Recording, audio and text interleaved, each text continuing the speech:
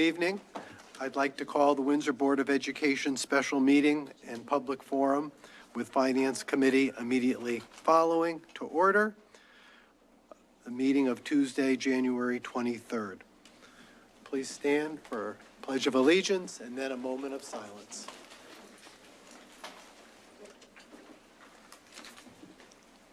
I pledge allegiance to the flag of the United States of America and to the republic for which it stands, one nation, under God, indivisible, with liberty and justice for all.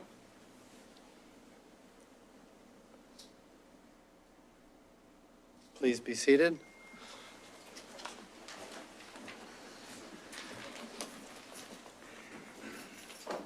As I mentioned, the first part of the meeting is a public forum on the Superintendent of Schools' proposed 2024-2025 budget.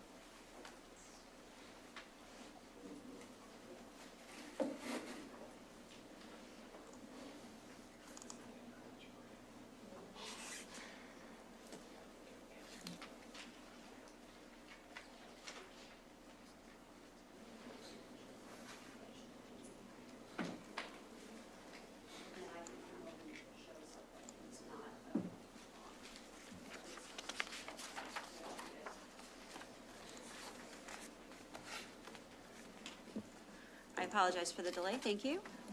Ms. Daly, if you could read your script. Good evening. This is Robin Daly from the Superintendent's Office. If anyone from the public would like to address the board, you may do so in two ways. You may type your name, address, and comment into the Q&A feature in the Zoom application, or you may speak by clicking raise hand or dialing *9 within the Zoom app. When you are called on to speak, you will be given 3 minutes to state your name, address, and comment. Please do not place the call on speakerphone. No comments can be made against the employees of the school district or children outside of your own. No comments will be made by the board at this time. Okay. Go through our usual procedure that at some point our Vice President, Ms. Taylor, will raise a red card to indicate folks should start winding up their remarks, and when their time is over, she'll hold the red card up. And obviously, if people are on a call or on Zoom, they will not see that, so at some point you may get interrupted when your time is up.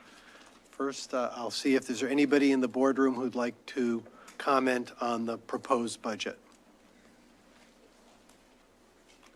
Seeing no race to the podium, is there anybody online?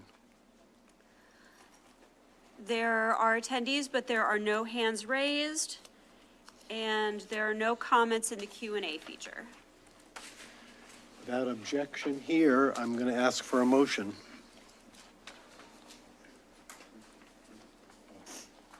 Motion. I move to adjourn the public forum. Second. Motion's been made to adjourn the public forum, made by Ms. Taylor, seconded by Mr. Panos. Any discussion? Seeing and hearing none, all those in favor say aye. Aye. Opposed, nay. Abstention, motion carries 7-0-0. We are adjourned, but immediately going to start the committee hearing. I'll pass the gavel over.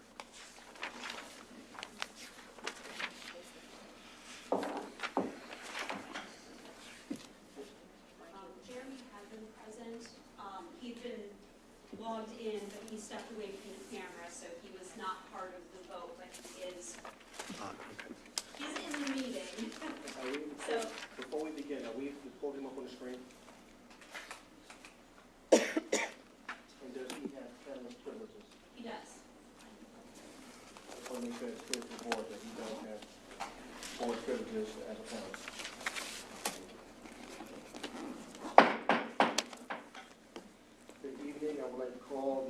Committee meeting of Tuesday, January 23rd, 2024 to order. So if you could please stand for the pledge and a moment of silence.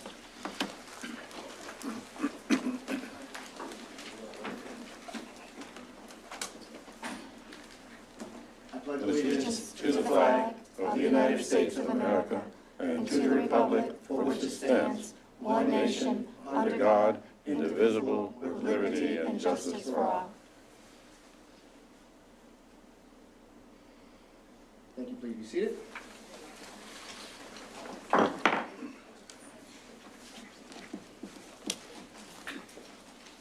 Next is audience to visitors. Ms. Daly, I recognize you again. Good evening, this is Robin Daly from the Superintendent's Office. For anyone, if anyone from the public would like to address the board, you may do so in two ways. You may type your name, address, and comment into the Q&A feature in the Zoom application, or you may speak by clicking raise hand or dialing *9 within the Zoom app. When you are called on to speak, you'll be given 3 minutes to state your name, address, and comment. Please do not place the call on speakerphone. No comments can be made against the employees of the school district or children outside of your own. No comments will be made by the board at this time. Thank you, Ms. Daly. Is there anyone within the boardroom that wishes to be recognized under audience to visitors? Seeing and hearing none. Ms. Daly, is there any online that wish to be recognized? There are no hands raised, and there are no comments in the Q&A. Without objection, we will end audience to visitors. Is there any objection? No objection, so ordered. Next is agenda item number 8, which is the discussion of the 24-25 budget proposal. Before we begin, I would like to recognize Dr. Hill to see if there's any comments he would like to make to the board, any follow-ups before we begin our deliberations. Recognizing Dr. Hill. Thank you, Mr. Secretary, or excuse me, Finance Committee Chair. So I just want to say, so this evening, I will not read verbatim my letter that's in here in the packet, but when you do give me the directions to begin to move forward through our process, as we have stated here in our agenda, I will give either my controls to Ms. Danielle Batchelder, so we don't have to go back and forth, Superintendent to her, so she will take over from that point, and I will chime in as needed or for questions asked most directly of me. And also, I wanted to make clear you should all have copies of questions that were sent this evening by Mr. Panos. I believe they've all been answered, so at the appropriate time, if they're going to be brought up, I'd just like to know, or if you guys just wanted the answers, they're there for you to peruse. So considering that they were submitted at 5 p.m. before we began deliberations, I would ask that as we go through the budget, if, as you go through each line, if you are able to just cross them off as you hit them, that would be most appropriate. And then at the end, if there's any heartburn about the remaining that have not been answered, I will take it up at that time. Okay? Are you talking to Mr. Panos? I'm talking to the whole committee. Okay. Any other? Mr. Panos?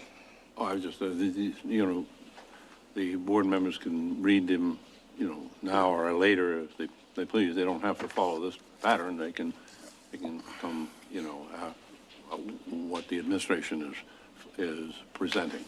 Absolutely. I think we're in agreement with that. Okay. Recognizing Dr. Hill. Okay, thank you. I will turn over to Ms. Batchelder, and we can just proceed. We can skip the introductory pages unless you feel they're needed. So what we've done in the past, since we have all of our administrators here, we've skipped the first few pages so we can get right to the schools. Is that still sufficient by everybody? Okay. And I just want to answer question 1 from Mr. Panos's questions, because this, I don't believe, is going to actually hit on any of these pages tonight because it was from the presentation. So the $810,000 for menstrual products for due to the state mandate was it more of an FYI to the board of that is how much we would have to put in our budget if we were to fully fund this per Department of Public Health guidance. This is not a number that is currently in the budget. I did not add this in because it's so astronomical and we're still trying to figure out how to go about this, and most districts are. So that $810,000 is not part of the 6.4%. It was more of information as like, this is what Department of Public Health are telling us. There's no way we can afford this. So more a follow on what we will do, but that dollar amount is unheard of. Well, may I ask a question? Mr. Panos? Then what is the legal status of this? Was it not, the law was passed 2 years ago for And they use? extended it to July 2024 because so many districts were up in arms over it and the cost. But we are told that it's going into effect and that we need to figure it out. So right now, in order to just get all of the dispensers in every female bathroom from grades 3 through 12, all gender bathrooms 3 to 12, and then one male bathroom 3 to 12 in every building, it will cost us about $5,000 for just the dispensers, which is not that crazy of an amount for that.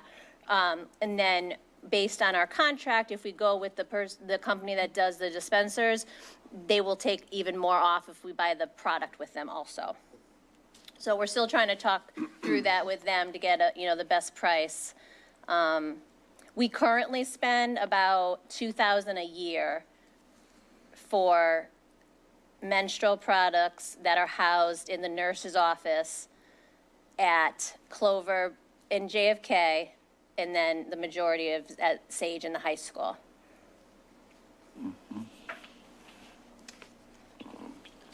So, yeah, all right. I mean, I guess this is a mystery here. I mean, this is a pretty high number.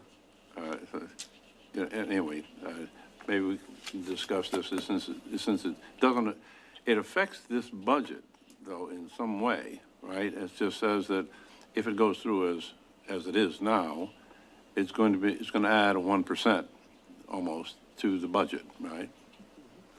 If we follow DPH's guidance to a T. Oh, do we have discretion? That's what's unknown still. This is not a small item. Well, actually, Okay. we have 2 senators and 2 state reps that represent the town of Windsor. And I think this is something that we really, really need to inform them that this is a hardship, at least for our town. I understand they represent the whole state, but we just need to document as a board that this is something that we understand the importance of it, but it's an unfunded state mandate, and that's how we need to attack this. We don't want to attack it as we don't want to take care of our citizens. We have to look at it from a fiscal perspective, that we're being told to do something and have to make choices to cut something else. And quite frankly, that's unacceptable. Yeah. Mr. President.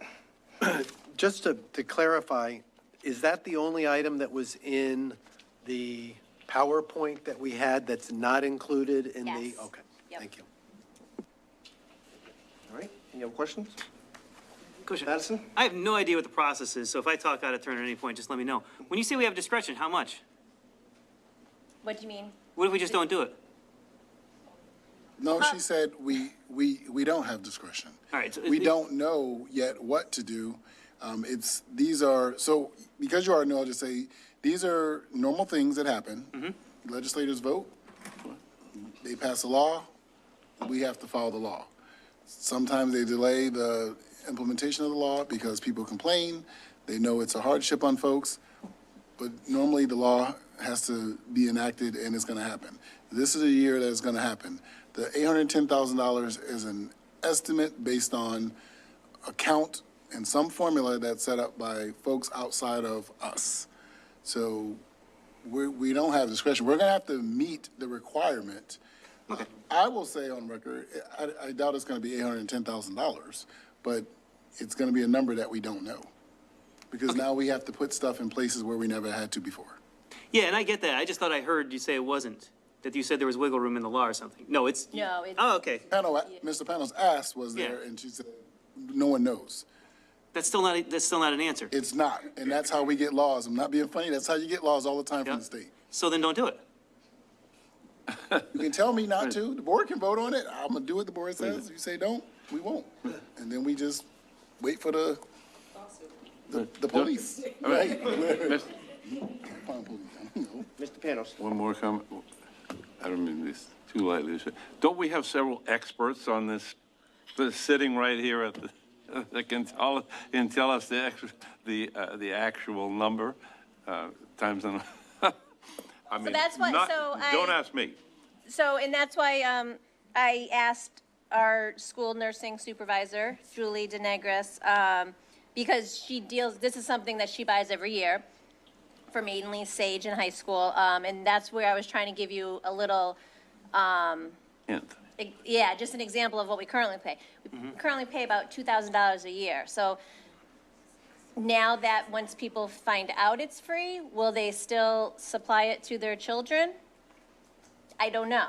Would I as a parent? Yeah, I'm not looking for the school to supply stuff like that, but that's the unknown right now. Yeah. So I'm cool with the unknown. I get there's no way to know that, but it just there, we have to implement it. We just can't know what the number's going to be. Exactly. Or like, how many times we have to refill them? Yep. What's a timeline of not having them filled? There's just a lot of gray areas still. Yeah, and there's no mechanism for control at the point of delivery, right? If someone wants to go stock up on them, they can. And that's the other, yeah. Okay. Yep. Ms. Cantor? Thank you. I have another question. Because it's known that toxic shock syndrome occurs from tampons, is the school going to be responsible if that happens to a student? No. Okay. No, the school wouldn't be, responsible. Just like the companies aren't, right? Like, I know, I don't want us to go too deep into this.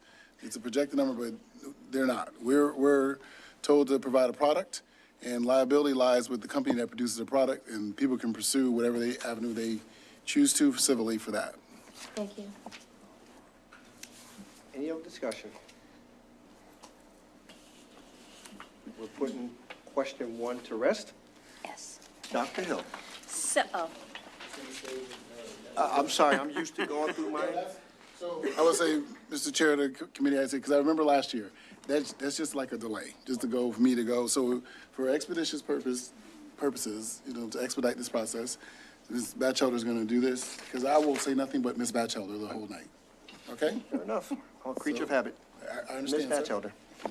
okay, so now getting on to actual curriculum in school districts. So before we call up Oliver Ellsworth and Bless you. Paquonic principals to review their pages, Dr. Haiti just wants to answer number 3 of Mr. Panos's question, and then we'll go right into Taryn and Jay, if you want to just come up, and we'll go right into you. Thank you. All right, so, and this is also going to touch on other questions that have kind of similar pattern. So question 3 talks about some of the instructional strategies that we have in the narrative that we're going to focus on or keep focusing on. And the question says that, we've been doing this and it has not been working, so why are we doing it? And we're talking about strategies such as MTSS, strategies such as a focus on Tier 2 and Tier 1. These are research-based strategies. So, so 2 things for this question. First of all, they have not been working. I don't know what data is being looked at to determine that these strategies are not working. We have actually seen a increase. We would love more increase in our student performance, but we do, we know that things don't change overnight. So we just finished our second administration of our iReady assessment, and we are seeing an increase in student performance. So, I beg to differ that, our strategies for Tier 1 and Tier 2 are not working and MTSS is not working. However, not because a research-based strategy is not getting us where we need to be means that the strategy is not effective. It means that we need to look at how we're implementing the strategy. It means that we need to look at the fidelity of implementation and how we're holding people accountable and what systems we have in place to review and evaluate what we do on a daily basis. So when we say in our budget narrative that we're going to continue to focus on these strategies, or we're going to, implement MTSS with fidelity, that means we are there's nothing new in education. So the highest performing districts in the world are doing what we know and what we're trying to do. So there's nothing new that we're going to stop doing Tier 1 and Tier 2 and implement something else. It's just how we implement it, how we train our teachers, how we hold everyone in the school system accountable for executing these strategies at a high level. So that's the answer for question 3, and similar questions such as question 6 under the high school, and we'll come back to it, but that is some of the same questions about why are we doing some of the strategies that we're already doing. Right, it's just that, this isn't new. I mean, this goes back several years, so And it's not. So MTSS, for example, that's a multi-tiered system of support. So basically, that just tells you, you need to look at the different interventions and the different systems that you have in place to catch kids who are not performing at the level that you want them to perform. So this is really, this is a research-based idea that makes sure that school systems have a system in place to catch kids who are not progressing at an average or normal rate. So there's nothing different. So when we say continue to do MTSS or make sure that MTSS is done with fidelity, we're just saying that we're going to make sure that actually every staff member who's involved in the MTSS process is doing the MTSS process with fidelity. So for example, an interventionist at the classroom level, we are training our interventionists to work with different programs. If one intervention is not working with a kid, that doesn't mean that the intervention is bad. It just means that we need to look at a different intervention to implement with that child. So this is what it means when we are saying, establish clear benchmarks for MTSS. okay, I mean, I would have thought that if an intervention didn't work, that means it didn't work. But it might not work for NOHA, but it might work for Paul. So that's why, so we're going to make sure that we have a toolkit of interventions, and we're training our interventionists so that they know if something is not working for you, to not just continue doing it, to choose something else. I had the idea, though, that you would be able to figure out, that the teacher would be able to know, or those who involved this would be able to distinguish when the one intervention would be effective versus another. Right, so that comes with training and experience. So that's what we're trying to do with our teachers, is train our interventionists and provide them with a toolkit of different intervention strategies that they can use if one is not working. I'll leave it at that. Thank you. All right. You got a question about that one? Question 3?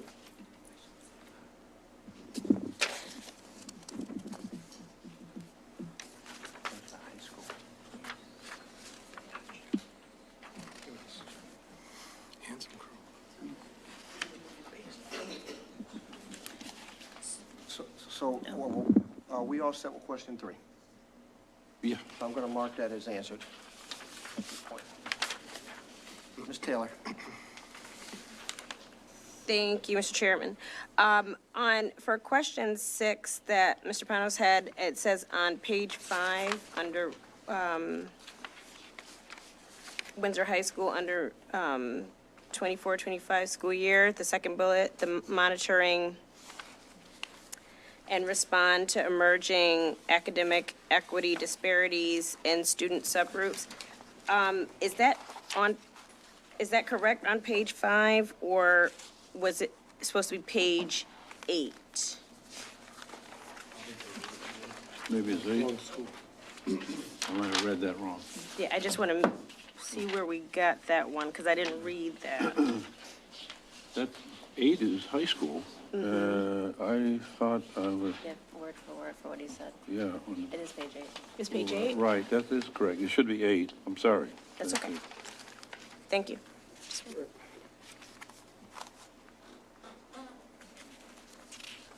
All right, we're going to get back on task here. Ms. Bouchowder? Okay, so Taryn Gruber and Jay Mahalko, our principals of Oliver Ellsworth and Pequannock, are going to give a quick overview of their site and then answer questions you may have. So Taryn Gruber, principal of Oliver Ellsworth School. It's great to be here, distinguished board, fellow administrators, community. I'm going to start us off with with our highlights for 23-24 so far. And I will want to touch on question number 3, if that's okay. Go back to that a little bit. So for example, we have, we're, like you said, Mr. Panos, we're enhancing instructional practices, focusing on deep engagement and actionable feedback. Actionable feedback is more Pequannock and student discourse at OE. So I would beg to differ a little bit on your question number 3 for OE and Pequannock. We were actually celebrated for having our best year in 7 years academically last year. I set my goal at 70%, and sometimes I don't meet my goal. Last year, I pretty much did. It was about 69 in math and a little bit higher in reading. So we did have a successful year working on instructional practices.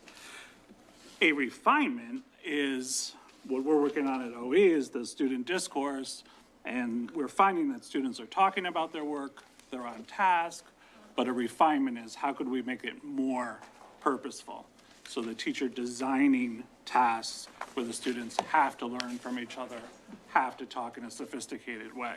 So we did well last year with these refinements. I think we're going to do better. I've looked at some of the preliminary data. We're not totally done. It's done. We wrap up iReady Friday, my birthday, in case anyone wants to send something to me. But I'll get that data, and I think it's going to be a birthday present to me and the school, because I think we're going to do very well as a mid-year check-in. Yeah, if I add to that, for the deep engagement for Pequannock and actual feedback, we've really also been focusing in on students tracking their own progress. So they know where they are, where they're going, they take pride in the work that they do, and also really utilizing math strategies. So picking up that grit to continue when the going gets tough, and to have a slew of strategies they can choose from, and just watching the qualitative data from the iReady, seeing the students, they're working harder than they've ever worked. They were able to state what strategies they were able to use when they were stuck, and there were problems that they had never even been exposed to, and yet they were able to use strategies to solve them. As of now, our second grade for reading is 10 percentage points higher than they were last fall at this point. So we are seeing that needle moving forward. Another spotlight that we want to talk about is expanding community partnerships. So Pequannock has been working with Windsor High School for many opportunities, one of them being tutoring for our students, which often we don't allow running in the hallways, but when the high school students come in and they run to go meet them in the cafeteria, it's hard to stop that. They really feel near and dear to them and are inspired. There's also been a real focus on STEM academics during that time, so the problem solving, science, technology. Windsor Police Department, they've also supported us with our attendance focus. We had cookies with a cop last Friday for students who were improving on their attendance. We worked with the National Guard, and also recently a member of the board coming in and sharing their story and experience with the students. So every opportunity we have to not only be a great school within, but leveraging all the support from the community abroad. Thank you. A third highlight for 23-24, implementing, which is a continuation, implementing SEL strategies and colleague PD, so that's colleagues giving PD to one another. I'll give a wonderful example. This last half day, I collaborated with two staff members. One was a brand new psychologist that I just hired, and one was a more veteran staff. The PD was partially on SEL in terms of being inclusive, strategies to make everyone feel welcome, including the community. And then the second half was the discourse that I just mentioned. And we've also had presentations that were done to the staff at our school, but also going to the district as a whole. Our most recent professional development across the entire district. One of my teachers, Monique Scott, who'll be very embarrassed that I mentioned her name, but I did, she did one on a Common Corner, and it was something that was also very useful across, grade levels, and she did a superb job with that. She'd actually done a professional development on it last year, and the growth between last year to this year is phenomenal, and you really see it being used in our class and throughout. We've also really focused on the Decimini. Shout out to Mr. Batchelder over there, our SEL specialist. He's done a great job working with the team and leading the charge in terms of using that data for SEL to inform when we're checking in with students, which students are doing lunch bunch. So really being intentional with using the data to drive our decisions. Yeah. And just, it stems district down. So I was at a different school this morning, but I heard that I had a visitor, Dr. Haiti and others, telling a couple of my teachers that were selected as high-performing teachers that they would be assisting in our February whole school PD. So all around, it's just wonderful to see colleagues giving PD to one another and students teaching one another. For the major work for 24-25, one of the things that we want to highlight is our enhanced STEM instructional practices.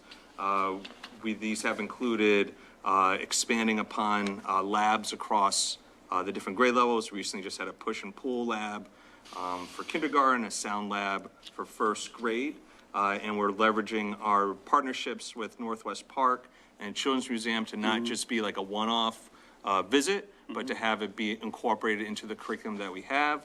And as I mentioned before, looking at how we're using our tutoring not just as mentors and as inspiration, but moving the needle forward on our curriculum with our STEM focus. Yeah. Which was mentioned a little bit ago, but also refining MTSS practices in SEL and academics. And again, we have seen success, especially on the academic side with MTSS.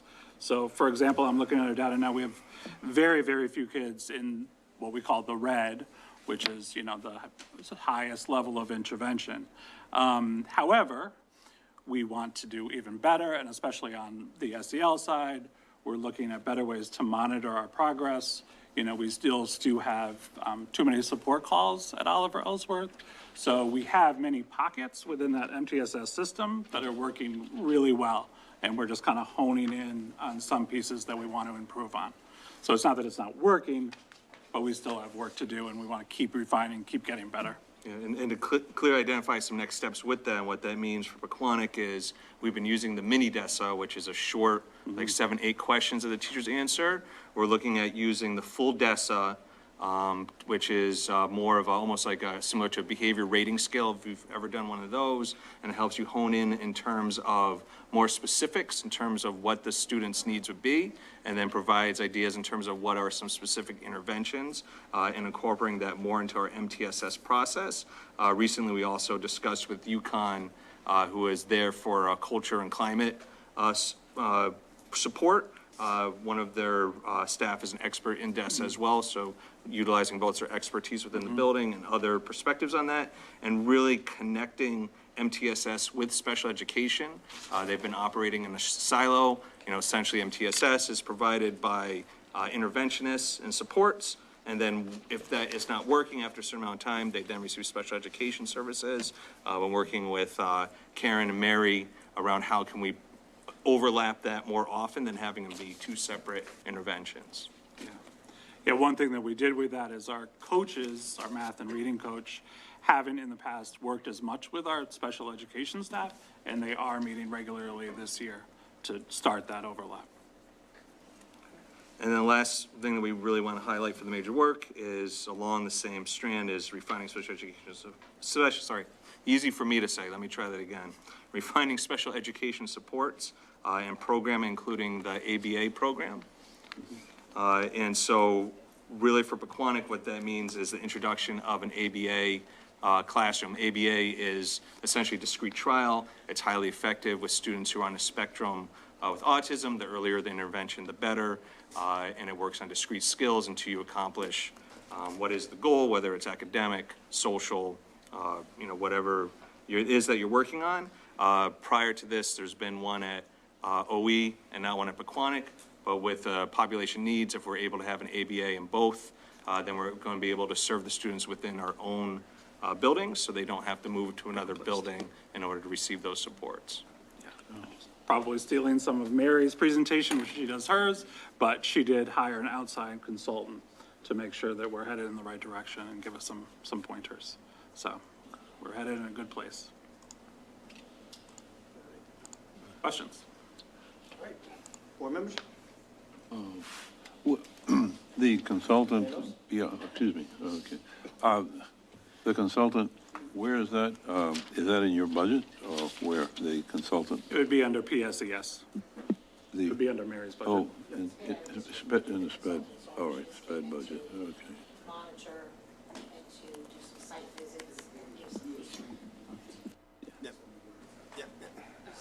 a little teaser, sorry. All right. Yes. Anything else, Mr. Panos? No, I don't think so. Any questions for the board? Mr. Halleck, you online as well, if there are any questions, sir? I recognize Mr. Halleck saying none. Any for the board here? Ms. Taylor? Thank you for not going line by line. Everybody do that. This is great. Just a couple of call-outs that I will always call out is the staff implementing equity and SEL strategies, professional development, and just kudos across, because honestly, this is the, both of your schools are the platform for which our students will understand future forward at all the other schools to continue that these are the expectations, as well as our parents, to continue those expectations. I love the fact that when things are kind of, we oftentimes pause to give correction and if something isn't going right, but what I do hear, the undertone is you are cheering on your team, your educators in the building, all staff, all students. We're gonna get it right, and when we don't get it right, to just pause, reflect, but we're not gonna dwell on it. We're gonna continue to go forward. I thought I didn't have a question, but I do. The students that you mentioned from the high school that coming to volunteer, amazing. Love that. Great help. Where are we getting the students from? What classes are we aware of where those students are coming from? Well, I know Ms. Canoni has a connection at the high school because her daughter teaches there, so she does help to recruit certain students to come, but we reach out to the guidance counselors. We also provide the transportation. Great. Whereas before there was, it had to be students who could provide their own transportation, but thank you to Jen Hosine and the bus company, we were able to have transportation provided from the high school to Pequannock, and then they do ride the bus with the students back to their house. So I think sometimes that might deter them from becoming teachers when they see them on the bus. But I love that. That's awesome. Thank you very much. yeah. Ms. Cantor? Thank you. Excuse me. Does that count towards the high school students' volunteer work? Yes, it does. Oh, okay, Absolutely. good. Thank you. Any other questions? Mr. Fury? More of a comment. It's, I guess it's part of my prejudice with my wife formerly being an elementary school teacher, a young elementary school teacher, but it's great to see what's going on at both of those schools. When you walk in those schools, you can see the excitement, the interest of students to be there. And one of the goals is to get students to come in every day in class, because if they're in front of a teacher as much as possible, knock on wood with health issues, obviously, and it's great to see that kind of excitement, and also for personally through many friends of mine who have students at those levels, so it's direct feedback I'm getting from parents. And to me, it's the two biggest pillars right now is the health of our kids, physical health, mental health, and then they're able to hopefully do their best and be their best. And the importance, too, of keeping all our staff healthy. It is very hard. We know what all the schools are going through to get building subs, to have people not having to cover and figure out what's going on. So I appreciate both of you and your staff. Thank you. Thank you. Thank you. Any comment? It's the front pages. Mr. Madison? Just for commenting, thank you for the focus on STEM. I tell my kids all the time, math makes money. You're gonna be 18 someday and I'm throwing you out of the house. And math makes money, kids, so I appreciate the STEM focus. I'll have to film you saying that. We can play for the kids. Go ahead. My kids will tell you that all the time. All right. Thank you, Mr. Madison. Thank you, everybody. Wait a minute, no, we're not done. Oh, One more. never mind. One more. Sorry. There's no, that's what, no, we'll figure it out, okay? So I always ask this every year, just want to make sure that it's on the record that I ask this every year. One is, one thing that disturbs me is when I hear that the teachers say there's not enough money in their budgets to provide for their classrooms, and they have to fundraise. That's totally something I just despise. Yep. I just want to make sure, for the record, that you have asked for enough money in this budget to provide all your classroom teachers for the supplies that they need for them to open up the school year and to supplement them through the rest of the school year. Yes? Absolutely. Okay? Yeah, I think especially if we're able to keep those positions that were previously funded by grant money, which you have asked the board to do, so that would be wonderful. Right, that's great. And number two, staffing. Do you feel you fully staffed? Like when you have absence or you have to pull for coverages and supports are being pulled or stuff to cover your classrooms, are you feeling comfortable with your staffing levels? Yes. Okay. Just want to make sure I asked the question. Thank you very much. Thank you.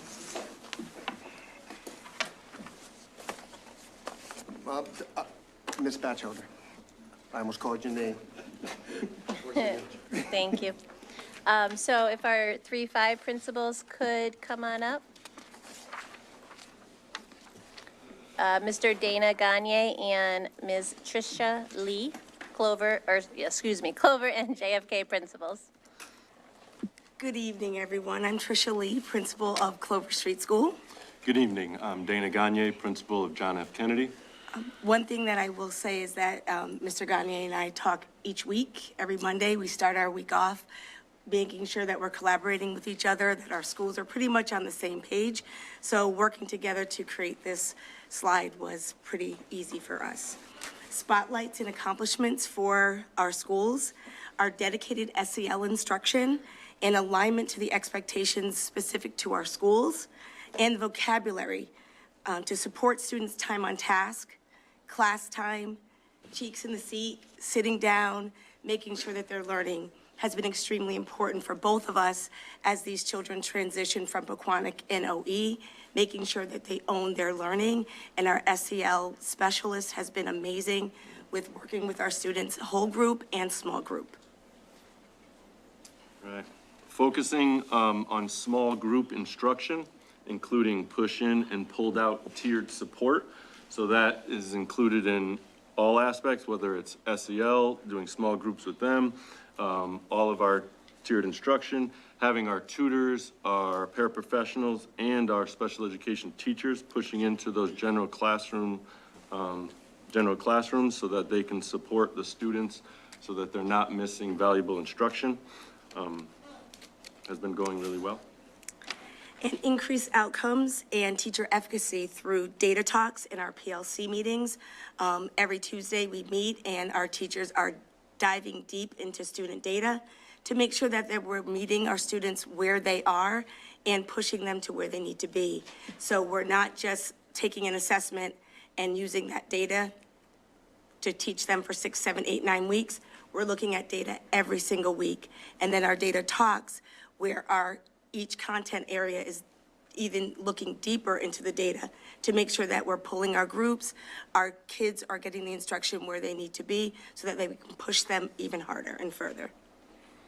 For major work for 24-25, one thing we really want to focus on is evaluating and analyzing our humanities curriculum based on the updated literacy initiatives, making sure we're focusing on things such as equity and making sure that our curriculum is set up to support all of our students.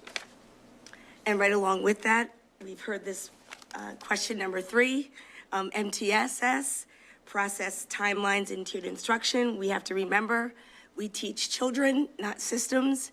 So children change each and every year. So we have to make sure that what we do through this MTSS process meets the children where they are, not just teaching curriculum, we teach children. Question? All set? All right. Mr. Panos? The small group instructions, how long per day, do you have this, do they receive this pedagogical approach? So how much time? So teachers should be running small groups every day in the classroom. So if it's a STEM teacher, they should be doing it in their math instruction for roughly 20 minutes a day. But also students are getting small group instruction based on what supports they're receiving. So if a student is receiving, say, Tier 3 pullout support, they'll also be getting small group instruction with the teacher in the classroom. So there's multiple levels of the small group. And that also includes students who are accelerated. So small group isn't just for support. There are students who are exceeding our expectations. So they are also receiving small group instruction to continue to push them further beyond the benchmarks. So it's 20 minutes a day total?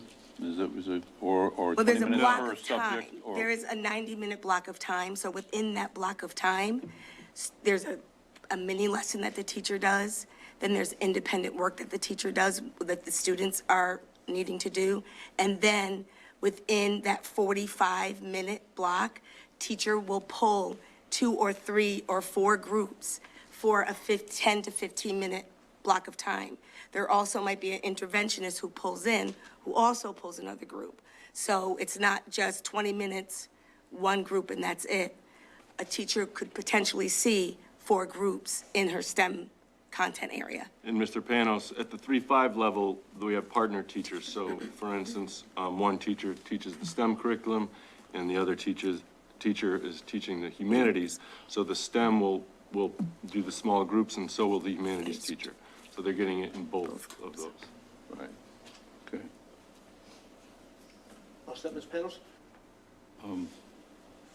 Yeah, at the bottom is talking about providing comprehensive resources and workshops for parents. You didn't elaborate on that. You see that at the bottom? The 24-25 school year work? All right. That's Am I reading this correctly? on our slide? Excuse me? That's not our slide? It is? In the narrative. Oh, in the narrative, okay. So when we talk about our parents, our PTO is very active at Clover. We also have done a coffee and tea with Mrs. Lee, where parents have had an opportunity to come in and talk about things that may have come up, like SEL, how we're going to support our students through some of the transitions into 3rd grade. Our FRC, working with our FRC and our SEL specialists, providing our newsletter to our families, and the opportunities that they see within district, or that if there's workshops that they would like to see in the building, our PTO is more than willing to support and work with families to do that. Okay. Do you have any idea how many parents normally, what percent, and approximately how many in your buildings, of the parents or the families respond to this, or take advantage, I should say? We did have a PTO meeting on Monday evening. Mr. Madison, you were there. We had about 9 families in the building, but about 40 online. Right. So the PTO, right, yeah, I would assume the PTO is a primary connection to this because. It is. Yeah, but, so it does talk about, providing resources and workshops for parents, to enable them to comprehend and reinforce SEL at home, and I assume you do that. Each of us, we do a STEM night, we do a literacy night, and our SEL is infused into those evenings. We've had the Windsor Public Library also with both of those nights, so there are resources that come to the school that are available for the families. Meals on Wheels have been there, the food bank, during all of those evenings that we've had open to the families. Thank you. Ms. Cantor? Thank you. I was just wondering, how many minutes per day do students use their computer for instruction versus writing and lecturing? We don't put a time on it. We have had a new initiative this year for paper and pen. So we have very little time on our computers, on our devices. Great. This week, we have been using our Chromebooks for iReady testing. But other than that, it's paper, pencil, pen. notebooks. I think you're going to find that's far more successful because that has been documented in the Pediatric American Journal. And I had discussed that with Dr. Hattie and Dr. Hill previously. So I think you're going to find a lot more success with that instead of kids just hitting the enter keys. We They'll would learn agree. more. It will really move them along faster. Thank you. Mr. Madison? Quick question. The K1 and 2 principals pointed out programs specific to STEM. I know that's a general academic concept, but there are things specifically worth calling out. What are things to keep that momentum going through 3, 4, and 5? Are there specific Specific- programs around STEM that you do, similar to what K through 2 does? We had Explode the Code. We've, our STEM field trips, SOAR. What we do in the classrooms each and every day is exciting, between the experiments, the technology. We also have project-based learning, which is one of our specials that meets on a bi-weekly basis. And it focuses on long-term projects that are STEM focused. Very good. Thank you. I see your hand, just scanning. Back to you, Ms. Cantor. Thank you. I just wanted to comment that you have excellent STEM programs because I know my child went through that and it was fabulous and he learned so much more. So thank you. They're great. And if any, would you like to come out to the STEM Literacy Night, February 1st? Okay, please come down. February 1st. Anybody else? All right, same question. You've asked for enough money for your teachers so that they don't have to ask at the beginning of the year as if we don't provide for them, for their classrooms? Yes. Have you asked for, so I'm hearing yes. And staffing, how do you feel as far as, you know, when there's absences, you got to cover with specials, building subs? What is your feeling on that? You need more bodies or you're comfortable where you are? Since you did ask Mr. Lockhart about feelings, I feel it's important that each of our schools have our own dedicated full-time art teacher and full-time dedicated music teacher.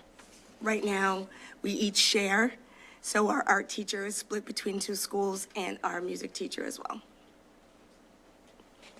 Dedicated art and music for both JFK and All of our elementary schools. It's Clover, JFK, and Pequannock. okay, Who so share. all of them should have their own. Yes. Correct. What is the ask? Okay. I'm going to put all elementary schools. We appreciate you. All right. Is there anything else you'd like to add? A pound of 20s would be nice. I was thinking grants, but that's okay. I'll give you Jefferson. Thank you so much. Thank you. I have another question. Oh, I'm sorry, wait a minute. I Thank thought we you. were done. Thank you. Are you Cantor? sure you have enough equipment in your, I guess it would be your auditorium for seating for when they come in? I think that's for JFK. I thought you could have used a little bit more when I was there. I'm sorry, not trying to put you on the spot, but I thought, No, we have the seating, we have to, the space for the seating is the issue. Actually, we don't at Clover, and actually, Ms. Batchelder, if you don't mind me, I did ask. Last year was my first year at Clover, and we had 5 fifth-grade classrooms. So there were families that were standing.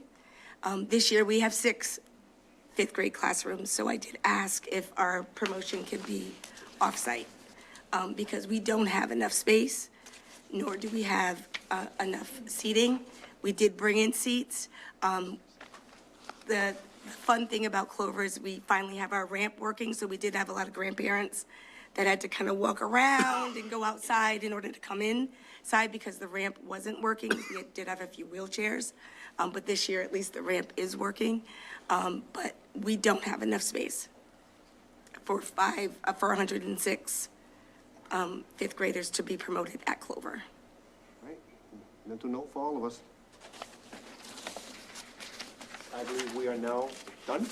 Mr. Hallett, any questions? Okay, I acknowledge that you have none. Thank you, sir. Thank you very much. Thank you. Ms. Batchelder? Okay, next up, Leanna Jorgensen, Sage Park Middle School. Woo woo. Lonely up here. It's all good. Good evening, how are you? Good evening, everyone.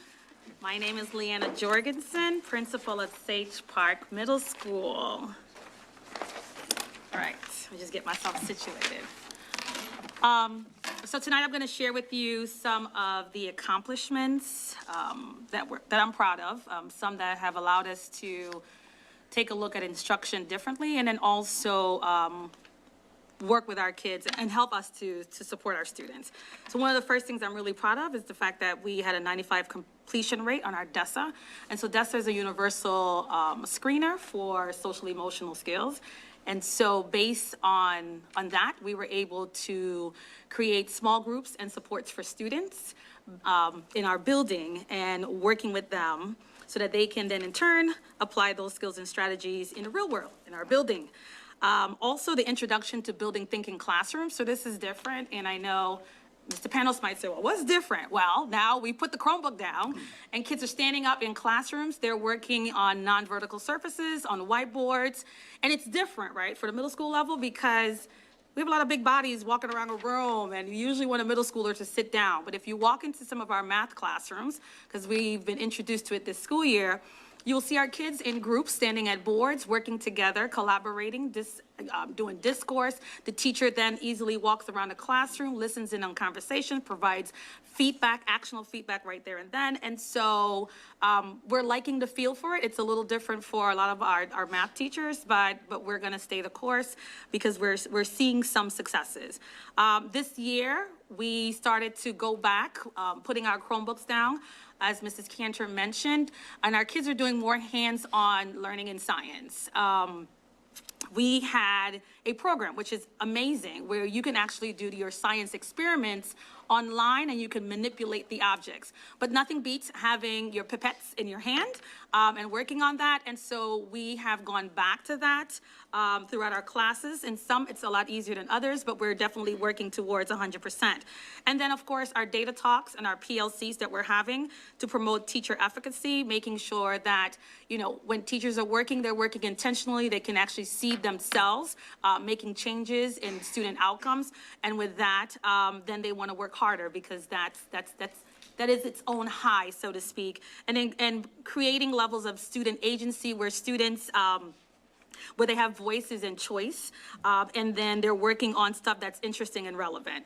So there's a lot of work to do at Sage Park, and all of it is not captured in my narrative. So I'm put it out there. So we're still working on curriculum audits and revisions for CTE. It was there for, I think, 2022 in the narrative, but then the state said that they're coming out with one, and so we said, wait a minute, let's see what the state has so that we don't create and try to fashion curriculum, and then we have to go backwards. Our goal is so that we can align ourselves with the high school. Definitely, we're having our kids starting to select their CTE courses so that they can be on a pathway that is meaningful to them. Working along with PSCS, we're going to be looking at our special ed programming and making sure that we are appropriately meeting our kids' needs and providing FAPE across the board. And also continuing to work on building thinking classrooms. We like what we're seeing so far. We have purchased books for our teachers. They're practicing it. And so now we're going to solidify those skills and so that they become automatic. And then always, always, always, I'm at a middle school. And so I would be lost if I didn't say, continuing to work on programming and taking a look at everything that we do to help enhance school culture, climate, and build our students' SEL skills.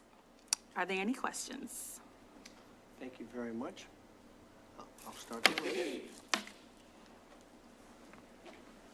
Mr. Madison? Can you briefly elaborate on that methodology using the math class? And then is that based on some well-known framework, or is that something somebody created internally? No, it's, so I haven't read the book yet. So it's new to me as well. Building Thinking Classroom, it's a book out there, and I forgot the guy's name. I know Bonnie can probably yell it out, or Megan. Well, the idea is to get kids up thinking, critically thinking, and then there is specific ways in which to execute it within the classroom setting. I'm giving you the low-key level where they're standing up and working on non-vertical surfaces, but there are ways to ask kids questions. There are also ways, there are also different types of questions that you can ask kids. Everything is not necessarily around curriculum. You can ask kids questions about real world where they are doing productive struggle with the, with math. And so things that they may have never seen or things that could be a little bit out of their grasp just to see them be able and how they would go about tackling it. Yeah. So I'm not doing it justice for what I've seen. No, that's okay. It's a good point. I can look up the book. So I get what you're saying as far as the methodology. How did that get introduced? Was that something your idea or is that? No, the high school, I think they did some PD on it. Where's Megan's face? I can see, yes. So the high school, we work very closely with the high school. So the high school did some PD on it. I think there was a teacher who did something for one of our courses, talked about it, started to implement it, started to see some gains. And of course, through communication with the high school, they said, hey, this is working. What do you guys think? We're like, all right, we're on board. Yeah. And what year was that? Just a year or two ago, 5 years? Long This time is ago? this year for Quite us. recent? Okay. Thank you. You're welcome. Jerry? Yes, thank you. I'm glad this is not the first time someone's mentioned or in their book, hands-on learning. I think we're often, students need to figure out in the real world, what do you do? How does this concept in science or in math, how do we apply it? So I know it's kind of become a buzz word or buzz phrase, but I think it's very important for students who might say, why do I need this trigonometry or math of some kind until you can show how it's applied and really used? So I appreciate that. I'm glad to hear about the CTE alignment being there, but a little bit of a pause waiting for what the state is doing, especially our interest in CTE across the board here and vocational opportunities. And that whole area keeps evolving. It's the way it is. And I'm glad to see you still keeping an eye on that with alignment as well as what the state may be doing. Talked about introducing, I guess I didn't understand, introduce building thinking classroom. Can you, yeah. That was the math program or methodology that was just explained to Mr. Madison. Okay. Again, students working, and I'm not doing it justice, but students working on, so non-vertical platforms, whiteboards. You'll see students around the room working on the boards in the classroom, and they're working on problems, some within their reach and grasp and some not. Making sure that kids are using discourse, collaboration, critical thinking skills to address and to answer or show the way in which they would tackle the problem. Yeah, and I'm very impressed with that, if I may say, because I do math for a living, literally. I did math all day today. And it's what I do, I'm a data scientist, right? And so it's interesting because moving around makes you 20% smarter. You literally, if you can't figure something out, walk around. So if you're standing up, you actually think better when you're standing up. You have to collaborate. Because everybody hits their limit in mathematics. Nobody knows everything about math, including me, right? And so the fact that you ask people to collaborate and to show how you would approach it, just you're hitting a lot of the things that I totally agree with. I just didn't know it was a methodology. So I found the book on Amazon too, but it's very interesting. You already found a book? What's that? I said you already found a book? I read everything. I'm looking forward to it. It's a good methodology. And there is actually research that backs it up. They did 10 years of research before he came up with the book, and I can share the research methodology and paper with you. Absolutely. And it aligns with the research I've done too. I mean, Harvard Business Review published an article about 20% better thinking. You go right down the list of the mathematics and stuff. So yeah, no, I'm very impressed. I like it. You know what, I just want to say, I like the energy in the room, but I would like for people to speak when recognized, please. So that there's no misunderstanding on who has the floor and we respect each other. But I do appreciate the energy. So that being said, Mr. Fury, were you done speaking? I was, thank you. All right, I will now recognize Mr. Panels. Thank you. Just following on that, Mr., I think this is Lilia Dahl, right? This fellow, this author, is someone of this building thinking classrooms. I Googled that, found this. It looks like he has a series of like textbooks. Is that correct? Are we No. And is that part, no, there's nothing, there are no materials that are being purchased for this? It's What- just, They're not specific textbooks, and if they are, or if they do exist, I'm not aware of it. Currently, right now, what our teachers are doing, and the fancy words have escaped me at this point, and so let's say they're working on a particular subject and/or topic. They can choose a skill based on the unit that they're on, and they can have the kids work on it. They could also choose a real-world skills that have absolutely nothing to do with the unit that the kids are working on. However, they have to use critical thinking skills and collaborate with each other and then work together to solve it. Through some of those activities, students will struggle, and they have to try to figure out and use a lot of their background knowledge and skills that they have gained throughout their time at Windsor Public School to solve those problems. And so that's insightful for teachers to also see how kids go around navigating, solving these problems, and working together. So, and there's specific different types. It escapes me right now, but it doesn't require a textbook. You can use what you have, what you currently have, to make this work, which we have been doing this school year. well, how does he communicate this BTC stuff to the public? I mean, what is the, I mean, how do they, and how do they communicate it to the students? What is the medium? And, maybe you can. So it's just another. I saw a series of books, I don't know, that were for sale on this topic. Madison, show Mr. Panos your book. So it's one book. So I don't know of a series No, of he books. has a book, yes, but the materials for it seem to be a series of books, so, you know, for different levels. So I didn't understand. So, well, okay. Does someone go to a workshop? How do you know what this building, you know, this thinking, you know, how does the teacher learn this new method?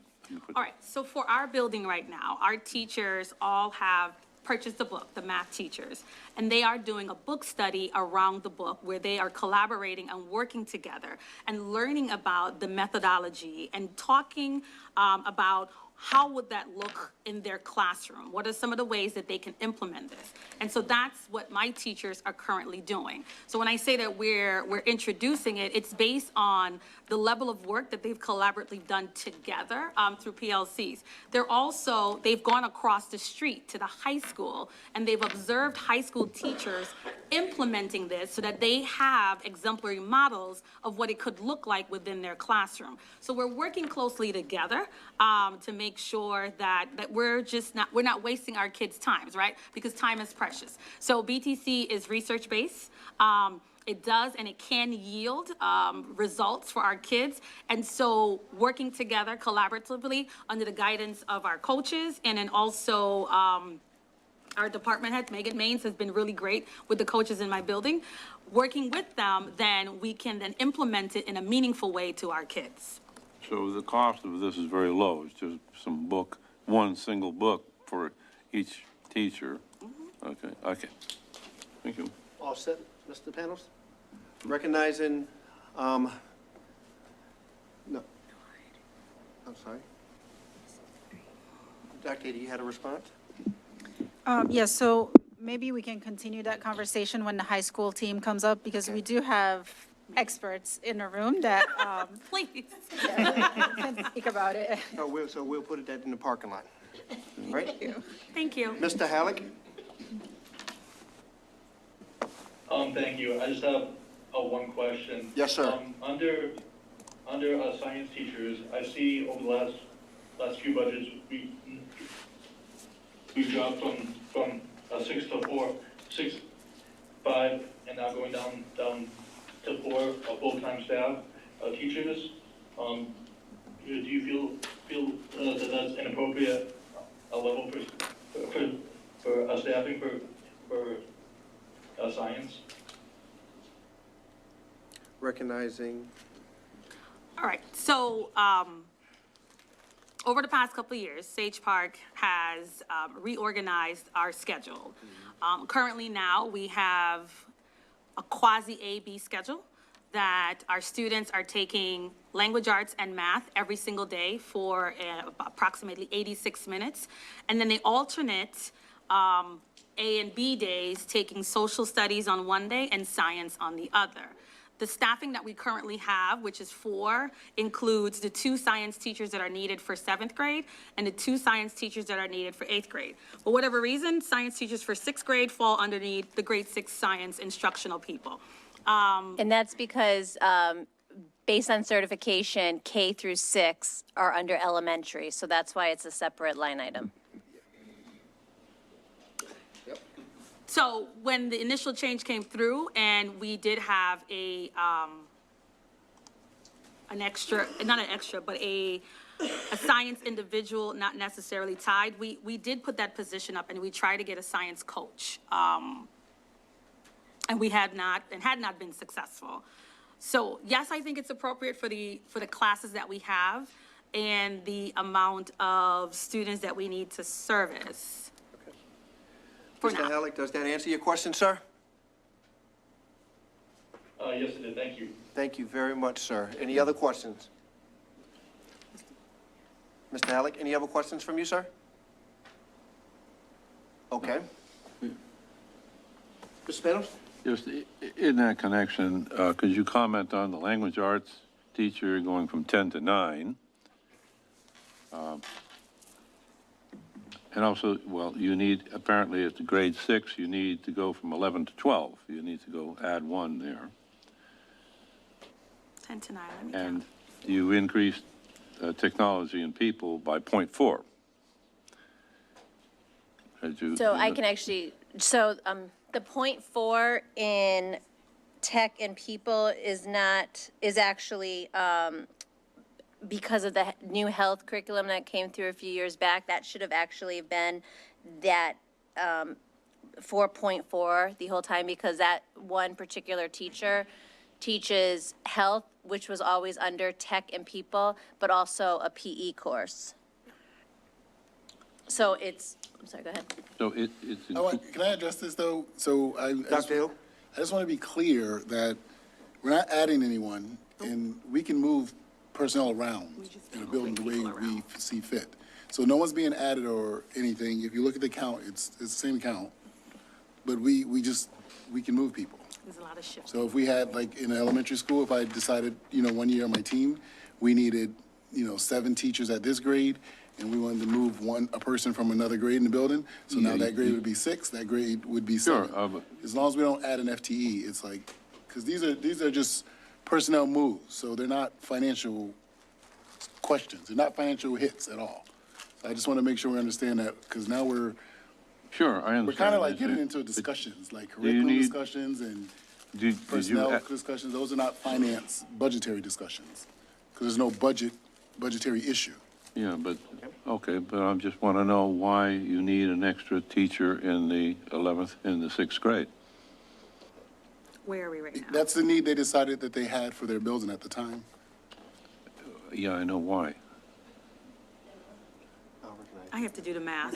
So, all grade 6 would be purely based on enrollment, just like we do at K through 5. So you have a higher enrollment, and you had a higher enrollment for grade 6? Exactly. Okay. So next year, she may go down to 10 and then need to add, because now that cohort's going to 7th grade. And then she may need a science and math change. Okay. All set, Ms. Spanos? Madam Vice President? Just want to share, from year to year, you know how the graduation class changes? It might be 305 one year, but then it drops to 283 the next year. It depends on how many babies were born that year. It depends on credits. It's class sizes. So every year, it's different. I know class of 2025, for whatever reason, is larger than 2020. It was larger than 2024, but it's not by like 30 kids. It's, it's really, it's in the window there. And so when they're adjusting how many teachers they need, it's by need of that class. Does that make sense? Yep. Okay. Any other discussion for Sage Park? Mr. Madison? I want to apologize to Mr. Fury for talking on his time and say I continue to love your tact and smoothness in telling me to shut up. So, No, that's fair, but you I'm openly learning. said you're not familiar with the rules, so it's a gentle prodding. appreciate it. Yes. Been more abrasive for Mr. Yeah. Panos. openly. Next time, tell him next time he's gonna get an Article 15. He'll know what That's that right. is. I know what that is. Thank you so much. I'm all set. Are we all set? We are all set. Thank you very much. Did you forget to ask me a question? Okay, equity, yes. I know. Based on, Okay, no. is there. No, okay, Yeah. so, Based on so I'm gonna advice of- ask you 3 questions then. Question. So, number 1, do you have enough money in your budgets to give your teachers what they need to start the year? And they don't have to be fundraising in the public for what they need? and Dr. Hill will not be hearing your answer, so you can be very frank with us. Oh, trust me, I'm never shy. Yes, I have enough money. Do you have enough staff in your building? Yes, I do. Yes, I do. Yes, I do. What are your wish lists? My wish list? If you put something, Okay, I said 3 tell him you questions. need $1 million. Go ahead. That'll make him happy. A blank check, no. I don't have a wish list, honestly. So is there anything that you actually need that's not in this budget? Oh, That's more fair? No, I think this is a fair budget and accurate. You seem disappointed, Mr. Martin. No, I'm disappointed myself because I didn't ask her. I I apologize. just want to make sure I was asked. Thank you very much. Thank Have you a very wonderful much. evening. Mr. Chair, can I make a comment? Just, I know it's comical, but I want to make sure that Dr. people are Hill. clear, because, we start off the year with people saying it. So Windsor Public Schools funds very well. I'm going to keep saying that. And all staff have what they need for their classrooms. So I want to make sure there's a clear distinction between staff starting off school years with classroom supplies and things that are needed versus things that people want for themselves. I taught. Guess what? I went to the store and bought stuff that wasn't supplied, because you don't give teachers everything they're going to put in their room. There are things they buy on their own. So I don't want to start a trend or get people under the idea, and we never require teachers, nor do they need to in order to do their job, crowdfund or fundraise at all. So I just want to really hit that hard, because we start off the year with people coming at us with that. None of our teachers need supplies to teach what they're licensed and paid to teach in Windsor Public Schools. Now, if they want extra things, that's on them. So we are not part of that crowd out there in other towns that people are, raising funds and crying poor. That's not our district, so I don't like that image at all, and I don't like that commentary that people have out there. So I just want to make that real clear to the public. Teachers start off the year with what they need to teach our students, and the supplies are there, because the board has given us the budget every year that allows us to do that. Some people have chosen to want to go out and raise funds or put out stories and storylines that are not accurate. Fair enough. And Okay. I just wanted to make sure during this process, we articulate that. So when we get to August, September, we can actually say, we've asked the question has been answered, and we are providing exactly what was asked in the budget. And if we did not feel happy as a board, then we added to the budget or took away from the budget. Just want to make sure we're clear. Mr. Wilson? Yes, in addition, I'd just say closed mouths don't get fed. So,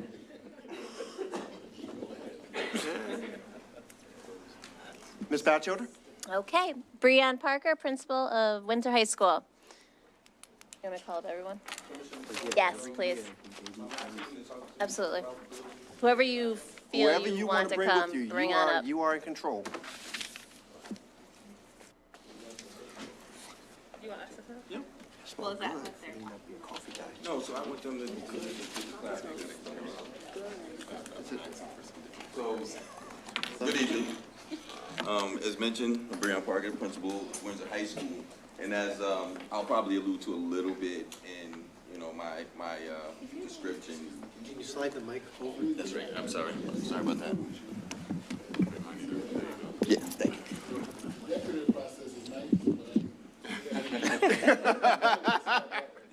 All right. So, Good evening, Breon Parker, Principal, Windsor High School. So, as Ms. Jorgensen alluded to in her description, building thinking classrooms, I just felt it was appropriate that, the faculty that worked on that exclusively over the summer came up and kind of talked about it a little bit. So I know for me, under my leadership, that's one of those things that I'm always going to push is building that capacity for leadership, not only with our administrators, but then also with our teachers. So while Megan Maines oversaw the process and kind of gave them the keys to throw out the car, these are the people, Ms. Emily Lawrenzette, Ms. Julie LaRue, who really went out, did the research, did the trainings, came back, brought it to our staff. So I wanted them to be able to kind of talk about the process and kind of clarify what you heard earlier.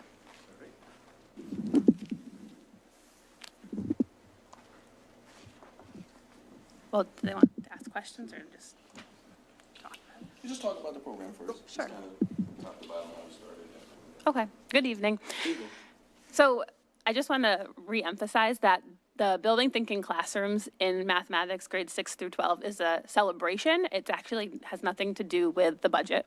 It is something that we started last year, and if you read his book, it's a very easy read. You don't have to be a math teacher to read it, but when you're reading it, there's a lot of ahas, like to the traditional teaching of math where the teachers go up to the board, do an example, kids have no background knowledge into this example, they copy it down. Who's thinking?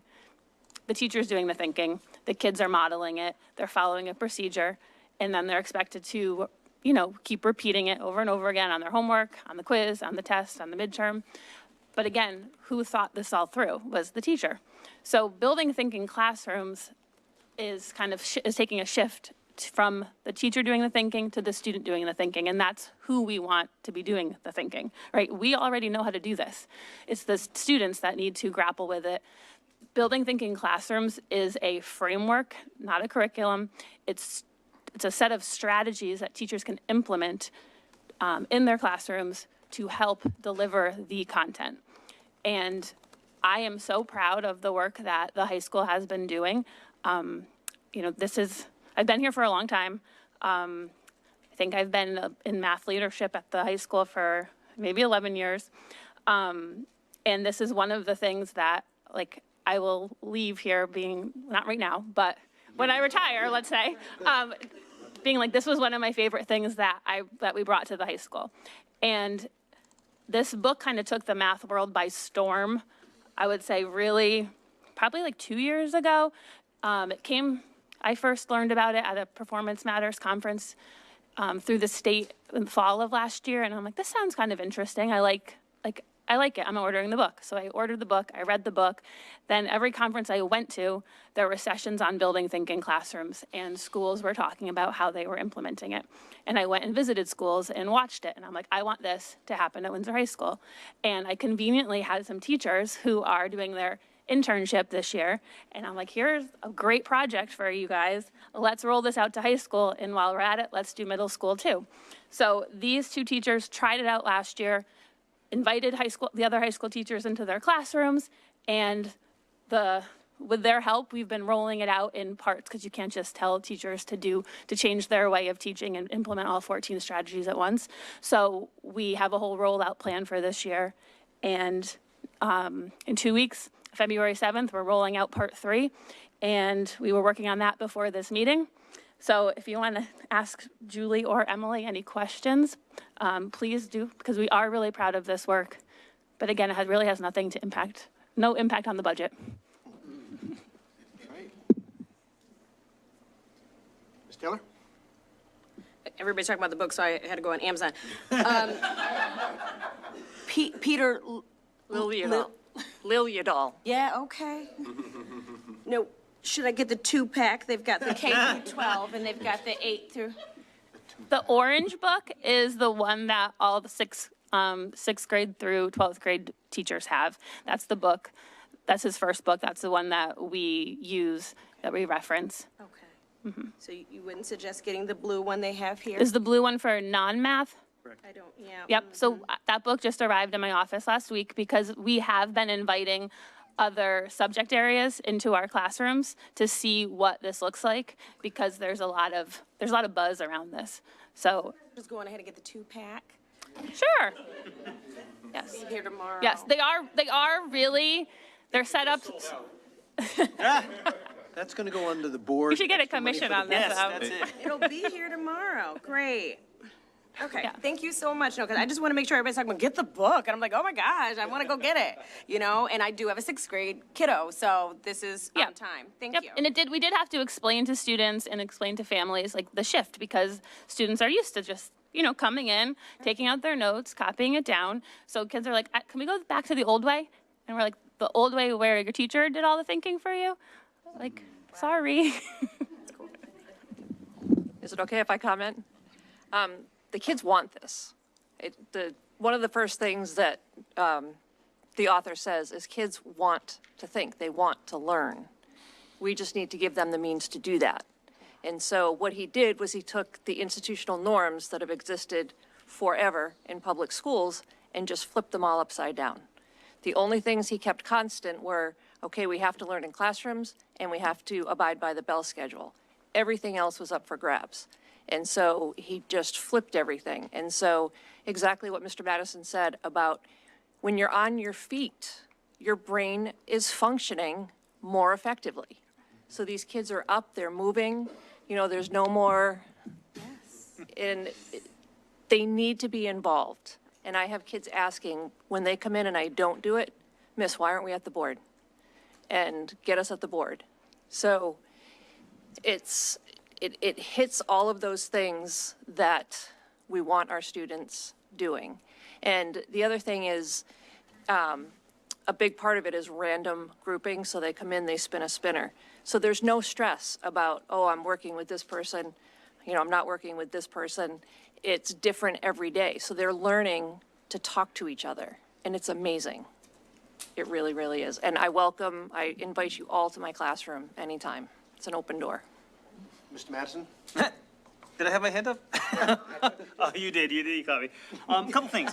I was getting ready to. I was waiting for someone else. No, this is fantastic stuff. So it's interesting you should mention random grouping too, because in the technology world, we do something called pair programming. So a lot of times programmers used to sit at the desk all by themselves, and they found that that's not as effective as if you randomly pair people. And you may say, why is only one person at the keyboard with the second person just watching? And the answer is you have two brains at work, and they're learning the same thing and understanding the same thing. So random programming pairing is actually a thing in the technology space in addition to the mathematics. So another one, I didn't know that until 15 seconds ago. I just sent an 8-page summary of the book to all you guys, so if you want to really just bail out on the cost, just read the 8-page summary. What's this person's background, the author? Is he, because what I'm impressed by is that it maps to the real world. Like I said, I do math for a living, and I have done technology for 20 years before I became a data scientist recently, but it's like, these are real world methodologies. And what I always say, the purpose of school is to prepare you for life, right? And I'm biased towards math, you may have figured that out. And so what's interesting is that this is really practical mathematics. It's not just learn math, it's like, no, this is how we do math in the real world. Is his background professional, or is he a pure academic, do you know? I believe he's pure academic. Interesting, okay. Yeah, and just curious, and then last question, I love it, as you can tell. How do you measure success? Like, how do you know it's working? Is there any, and I know it's hard to get concrete measures in human fields, right? But it's like, how do you know it's working, or is it just like intuition, feedback, energy? Those are measures too, but how do we know? You want to take that? Even if you have to use references to other schools that have done it, if this has been around for 5, 10 years, whatever. Right. Yeah.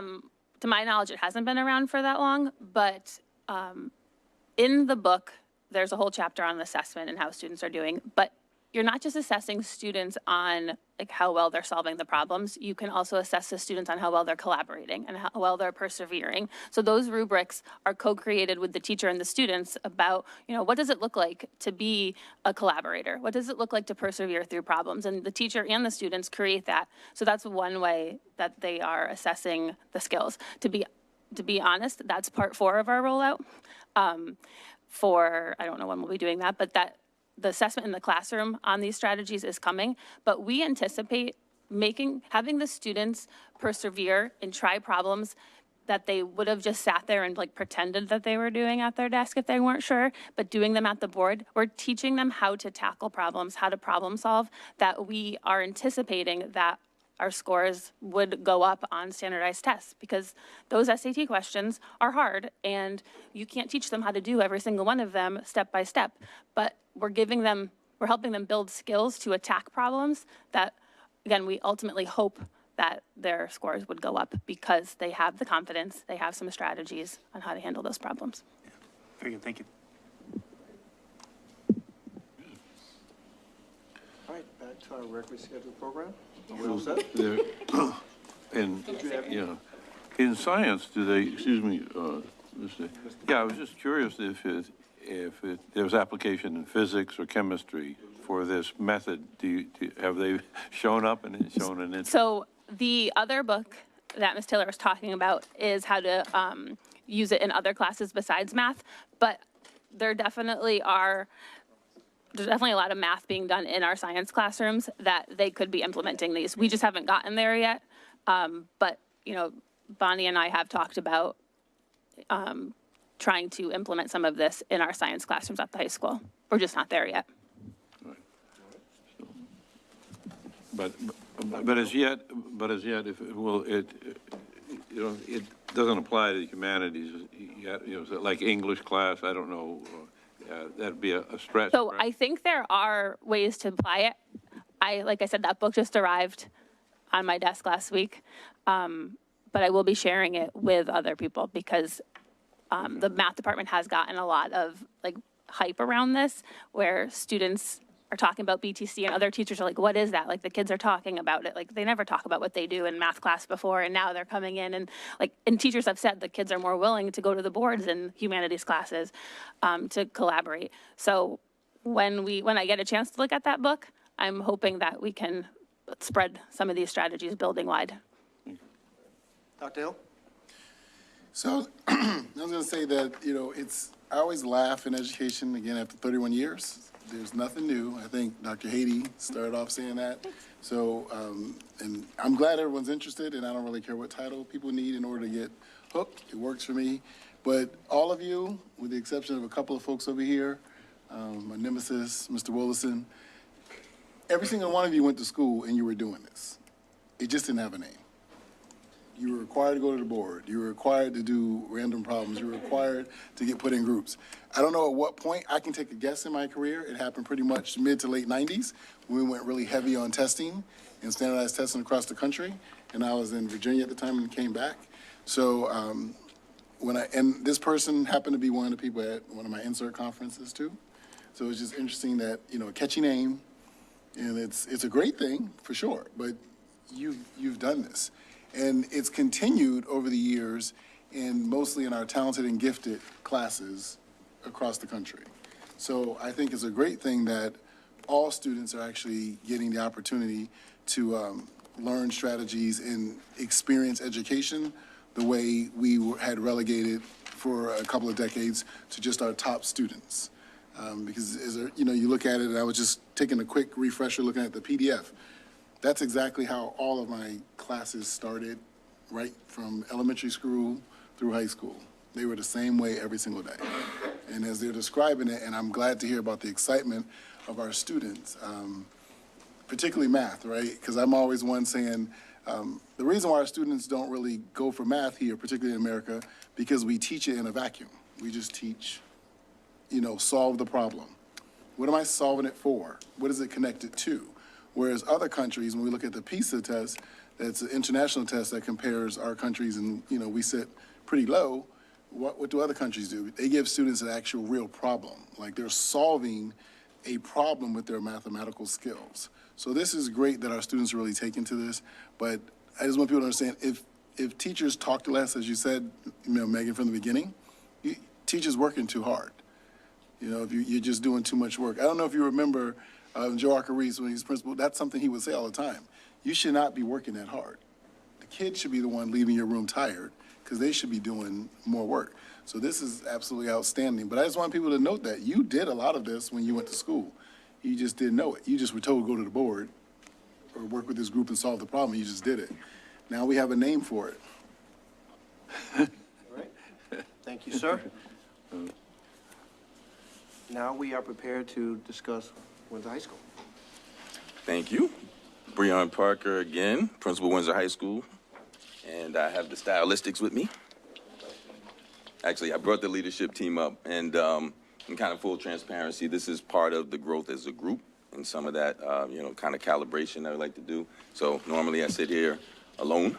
This time I asked them to come up, and I may defer to some of them for questions. But, I'll really kind of get started. And first I want to give kudos to my colleagues from the other grades, from the lower grades. And if nothing else, what this is kind of, I hope, is showing you all is that, budget aside, there's a intentionality, I think, that we're all kind of that's coming to fruition for us, and just realizing that, something starts here and then it all ends at a certain place, right? And that's the ultimate piece, which is graduation. And we all own a piece of that, from our students to our parents, to our educators, to the board. I think the fact that we can sit here and kind of talk about our work and celebrate our work, and be, transparent about things we want to grow on, I think that's an opportunity for us to kind of, build some sustainability. So what obviously, we're here in Hartford County. We have tremendous, rich community and things in terms of like our music, our sports, athletic, things that we're known for, right? And we talk about that. I think anywhere in this county you talk about that, they'll say Windsor High School's had it and has had longevity in those areas. Just a couple of things that I want to celebrate that we've been kind of talking about at Windsor High School in terms of our leadership and, our other educators, and just some things that we were talking about from 23, 24, kind of where we are now, and kind of some hopes and, visions that we have for next year. So I'll start by talking about, and I actually saw some of those in the questions there. We introduced our student summits, and really those are kind of extension of some of the SEL work that was done in our Student Support Center. And what we did with the student summits is now it's an extension from, maybe they could talk about things in connections, but now we are really kind of focusing in on certain subgroups and things that are revealed in data, like referral data, or just maybe even, just getting to know the students in those pieces and really being intentional about pulling these groups together and really having conversations. I can say in Dr. Mallory's leadership with the SEL group and kind of working with him directly, he actually sits in those summits with myself. And, kind of some of the things that emerged from some of those things that I'm very, very proud of is that students maybe that didn't, feel as comfortable opening up to folks kind of really did talk about some things and maybe reveal some things to us. Something as simple as the concept of how do you study? So we give people things like packets and say, hey, you know what, take this home, go study it, have a quiz on this date. But did we really ever teach a student how to study, or how to study without distraction, or how to study with distraction, or how to prioritize, or how to organize? And so those are some of the things that the students were able to kind of reveal to us and kind of start talking about, or kind of thinking about once you leave high school developmentally. So am I thinking about that as a 9th grader? Am I thinking about that as a 10th grader? What does that look like as a 10th grader who's 2 years away, as opposed to, a senior that may have just kind of, may have not have gotten to where they wanted to be until start thinking about it now with 6 months left. So those were kind of emerging in those areas. Those are things that I think we kind of forecasted. And I'd say like some of those first initial groups that we've done, really, really proud of the work that we've done in those areas. You heard a little bit under Dr. Noha's leadership, data talks. Those things I can say that we've been trying to establish a data culture for, since we've kind of stepped into my leadership. And I know data talks was one of those pieces where our teachers are able to sit down and kind of bring their data to the table and sit there and talk about it with building leadership and with their colleagues. And I'll say the most impactful piece for that is just that, that discourse amongst colleagues.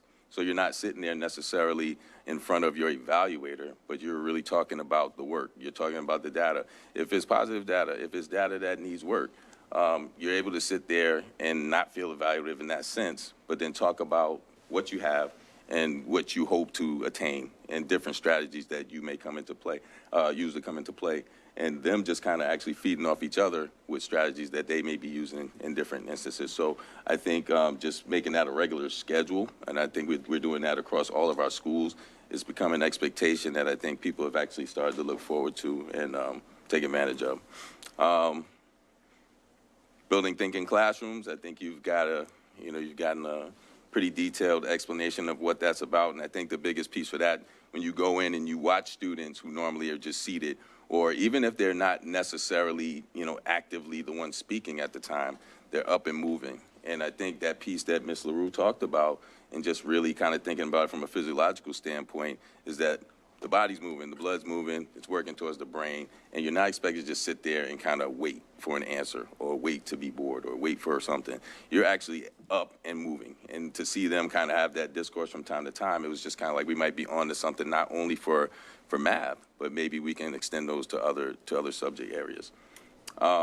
Another piece that we've been kind of focusing on is the student athlete success plan, and at some point our athletic director, Mr. Fulton, will be speaking more in detail about that. But really what that boils down to in a simple sense is more academic monitoring and really just that connection to parents and coaches and really understanding like what many of our students have aspirations of kind of going on to the next level and being student athletes in college. And, some of us have had that experience, and we just felt like there was a, different direction we can go in and paying a little more attention to certain things in terms of just study habits, things in terms of like their progress, having conversations with meetings with those students. And again, just another opportunity to now, while we're focusing on the athletic piece, we've already started to look at some of our other entities like our clubs and activities. So all these students, we ask them to be really good, students, but then we also ask them to be well-rounded. So how are we monitoring that and supporting that? We brought back the WHS debate team, so really kind of proud of that. A couple snags along the way in terms of, just making sure there wasn't something that was initially budgeted for, but that's something I know, and speaking with those students, they are really, really excited about the opportunity. And again, when we start thinking about all the different things that we do well here in Windsor and things that we're celebrated for, it's an opportunity for students that don't necessarily get celebrated to actually show their skills and things that they're excited to do. And I think the debate team was one of them, just really sitting there speaking with a couple of them and just kind of, the experience they've had so far. We were really just looking at this year as a kind of like a baseline year, kind of learn the rules, kind of visit a couple of schools. They've already started fundraising, and they've already taken a few trips, and we're actually looking to the point where we want to be a host school, like some of those other places. And again, it's something else that these students want to be known for, and I feel like that's something I will keep pushing. Again, not athletics, but just where can all of our students have an opportunity to be great. Another thing I'm always excited about, and we had it again this year, our Director of Counseling, Ms. Dana Fudge, she actually coordinates our alumni panel that comes back and speaks to our students.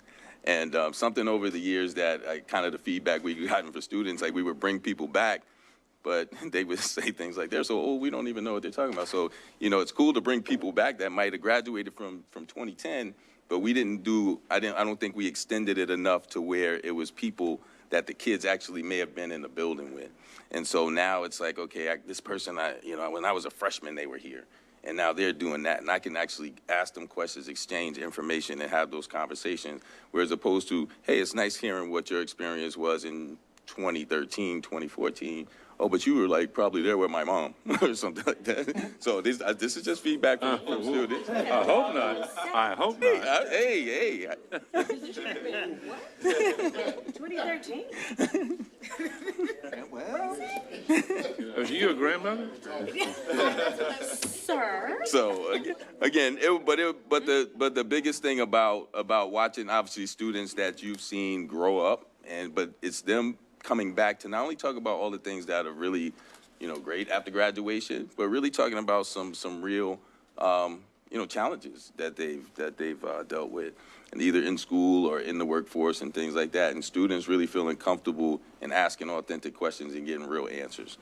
So, with that said, some of the major work that we're looking at for next year, we've also started our NEAS cycle.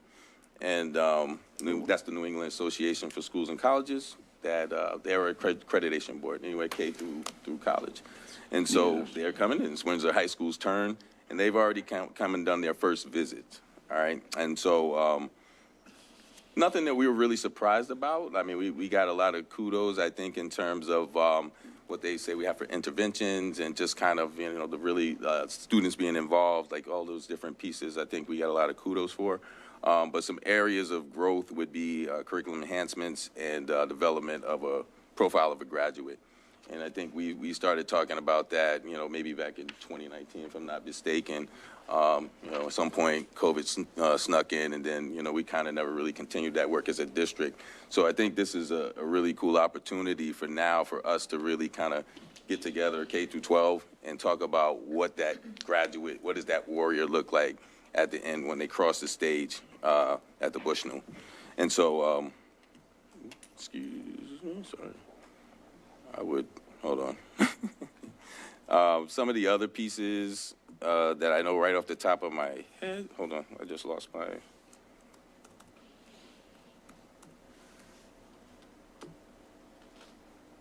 okay.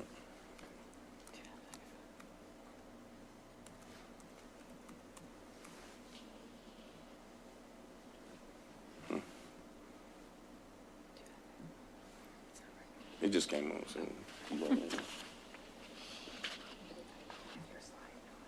No, I'm sorry, your time though. I just have my notes.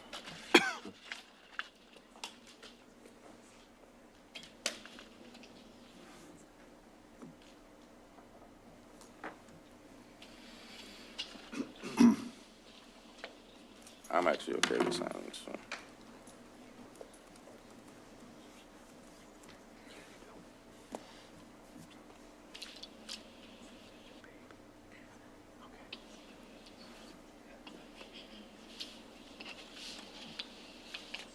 All right, just kind of wanted to stay in sequence. So talked about the profile of a graduate and the opportunity that we have here now as a district to understand, like, from K through 12 what a warrior looks like. Another piece that, you know, we've been looking at for next year, I think, is a school, I'll call it for now, a school beautification program. And I'll say next year we kind of get to the audit phase. And I'll say for me where the you know, kind of where the inspiration came from is like what we find. I've been doing these walkthroughs with the alumni that come back for their 50-year anniversaries, and I've probably done 4 or 5 of those at this point. And there's just, they are so excited when they come back, and yeah, I feel like I'm actually a teacher again sometimes when they walk through. It's really busy. I have to give out detentions and things like that. But no, they're excited to be back, and it's the kickoff to their alumni weekend and things like that. But, you know, along with some of the nostalgic pieces that they do mention, I think there's pieces that we can do better in terms of, like, having those things available that they're aware of. And so, you know, when they want to go and see things like the auditorium, they want to see, you know, the old spaces that they used to walk through, I just don't feel like we've represented that enough or in a neat way that every class can come back and say, hey, I'm a piece of that. They give things to us, you know, they leave us gifts and things like that. And, you know, they always give us kudos for, you know, the school and just the different things. But I feel like that's an opportunity now for us to kind of, you know, take it to the next level. And I think probably a place to start would be our red tile lobby area where the auditorium and the gymnasium are.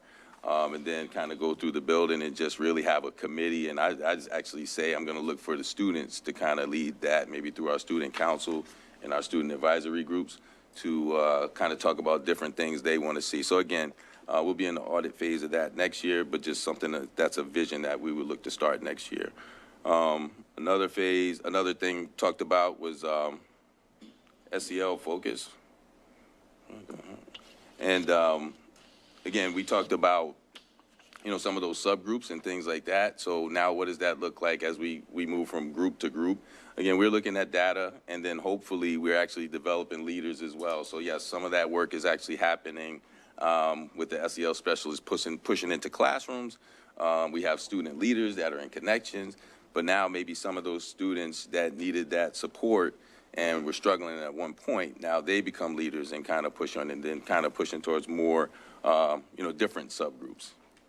And we'll look to do some more of that work. Again, we talked about the student extra success plan.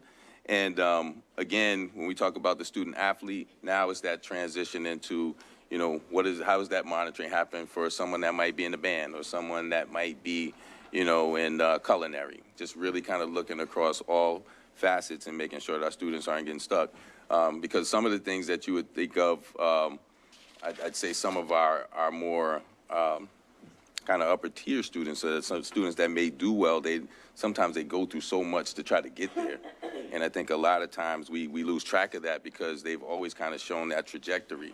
So how can we help them kind of get over the hump of, you know, I'm taking all these courses, you know, these advanced courses, but at the same time, I'm traveling to this place, and how are we monitoring, how we're supporting those students in that work? Because a lot of times they're so proud, they won't say anything, but how are we kind of looking at it from an adult lens of how do we support them? Something that's come out of our student advisory committees, and those that don't know what those are the committees where the students sit down with our superintendent and the principals in each building and really just kind of address concerns. Maybe they'll talk about things that are going well, but then they would also bring things to the table. I know one thing for myself, and under my leadership, there will always be, you know, opportunity for the student voice. And in that case, they brought things to the table. And then we said, well, where can we really start? And so they started talking about things like, you know what, we celebrate all these other things. Can we celebrate academics more? And they're right. And those are things that we've actually talked about in the past, but just really haven't moved, I'd say, at a pace that we need to move at. And so, you know, what was a quick fix was to kind of get everything, you know, get the honor roll up in the building. Yeah, we put something out through the media, but what about in our own space? And those were things that came in just from conversations with students, and now a focus of making sure we do that. But now how do we do that at a higher level? So we want to focus on how we do that with regularity next year. And then the last thing that I'll talk about is the data talks. Again, while we've implemented those, I think, across the board in terms of each building, we've focused on the core subject areas. And we want to extend that to all of our subjects. You know, we want to extend that to our music program. We want to extend that to our our culinary programs. We want to extend that to our CTE programs. All those different kind of, specials, which I know they don't like, so I was trying to find another word. But classes that are not necessarily the core academics, but now they get to come and talk about data, which may not be numeric, but data that's important, and that we can still see student growth. So that's it. I'll take any questions. All right, I'll start with Mr. Wilson. Yeah, I just have a question. Sorry, kind of an observation, maybe a multi-part question. I see here under advanced placement prep, we went from 31,000 down to 15,000. I was just wondering if you can explain how we got to that number, if anyone can, really. So part of it is that, you know, in the future, we won't be paying for those exams. And what we found was, students that do get free and reduced lunch, those will be paid for. But what we found in the past was that there were a lot of times where students would kind of take the course but not take the exam. We pay for them and then wouldn't necessarily take it. They take the grade, but then we pay for something where they didn't necessarily take the course. The other piece was, just really looking at, we used to provide all these different opportunities to provide outside I would say support and training, where we might have, now we don't need that when we have as much, when we have more people that are already kind of trained in those areas. So that was an initial number I can say I saw years ago. So it was really just kind of looking at, what we have and what we need and kind of forecasting. So those things cost a lot of money, to be honest with you. And now if we're going to pay for things, it's going to be for students that, obviously we want all our students to try to take opportunity to try things and try harder, more challenging courses. But at the same time, we have I think a responsibility to kind of shift those funds in other places where we can, kind of support some other things. I agree. Especially I like what you mentioned about the free and reduced lunch, the students who qualify for that having the ability to have their classes paid for as well. And just looking down at the budget, I'm looking at art, from Windsor High, I'm looking at art, music, language arts, mathematics, science, and social studies, and it looks like we were spending much more on the AP test than we were spending in any of those areas. So I think even now it's a little bit more in line with some of these things, and those other services are things that really meet the needs of all of our kids as well instead of a smaller subgroup. But I am excited to hear that you guys are providing in a way for students who may not be able to afford, because equity was going to be equity was going to be a question for me as well. But it's nice to hear that you guys are tackling that. So ECE, the ECE courses you have to pay for as well? Yes. But you guys also will be able to provide for students within that income threshold. Okay, all right, thank you. Ms. Taylor? Thank you very much. Class of 99, 25 years ago. I don't think I'm too old, so I'm not at the 50 range, but Windsor High. A couple of things. I really like the engagement of alums. I did come back and speak to students. I know you said I'm too old to come back now. No. Yeah, class of 2013 he said was too old, so 99 is too old. So Oh, that would be the silver edition group. Oh, you tried it. Oh, I would be a part of it too. You tried it. I'll be right there with you. You tried it, sir. Yes, okay. 1 FTE. Exactly. My goodness. Well played, sir. Well played. Goodness. You gonna need me on the STC, but anyway, sir. I know I'm gonna see you. I know I'm gonna have to. But I do like that, and I'm glad that we've continued that tradition. But to your point, it has to be relevant. It has to the kiddos have to feel like they have questions that are relevant, that these young people that you're bringing back, oh, I remember that so-and-so, or maybe that person graduated with my cousin, whatever the case may be. So I do understand, all jokes aside, why it needs to feel relatable, right?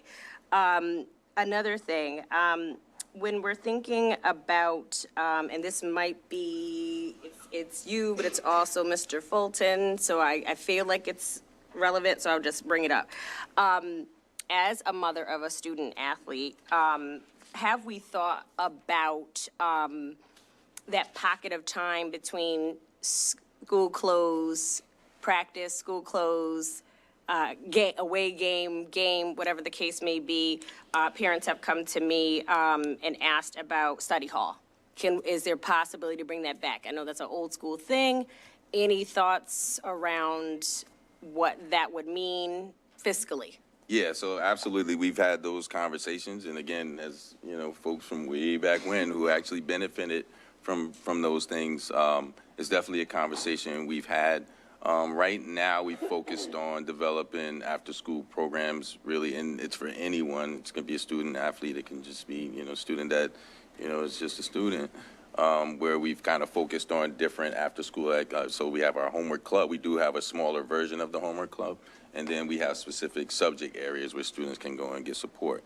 However, we do know that how our different teams operate at different times and things like that, it will cost, I would say, extra funds for those things to happen in terms of supervision. So we do, while we have a lot of awesome teachers that are coaches in the district, many of our coaches are coming from other places. And so in those instances, what do you do? And, if we can't have someone there, what is the kind of the alternative to do so? And we've kind of talked about what that looks like. I think we are at the point where we're going to get some feedback from, obviously our faculty, and maybe present and see what we have for opportunities to pay people to kind of stay and do the extra work. But, at the time, we're also being mindful of what does that look like in terms of bringing people in or making sure we don't burn our other people that are already there out, because I think a lot of our folks would step up and jump at the opportunity to do so if offered to be paid for it. But it's also an opportunity to kind of, we just really want to get a solid plan before we just go, here's study hall. And then that looks different, so who is going to be in study hall? It can't just be a box where we just got people hanging out. It needs to have a plan. We need to have people that can be monitoring what those assignments are. We need to have a way that we kind of get information back and forth from those teachers, what students should be working on, where they're struggling. So there's a lot of different pieces. We do offer, I think, a lot of resources during the day in terms of our labs and all those different pieces, but that doesn't help a student that has to be back at 4 but can't get on. So we get all of Right, that. they don't drive. Right. Right? So it's just this pocket of these freshmen, these sophomores that don't have a Grammy like my daughter has, because she's schlepping kids back and forth that don't drive yet. And because of sports, they didn't take the driver's license test and all the things. So I'm always cognizant, especially, when I'm, headed up to the high school doing concession stands. I'm like, have you been here this entire time? Oh my gosh, that was, and they haven't eaten and the whole thing. So just thinking through how we can just, and to your point of making sure that, the checking of the grades is happening. I know that for a fact, which is wonderful. Hearing a lot of great feedback. Parents don't know. We want them to have the power school, but not all parents have the power school, because right now I can go and check.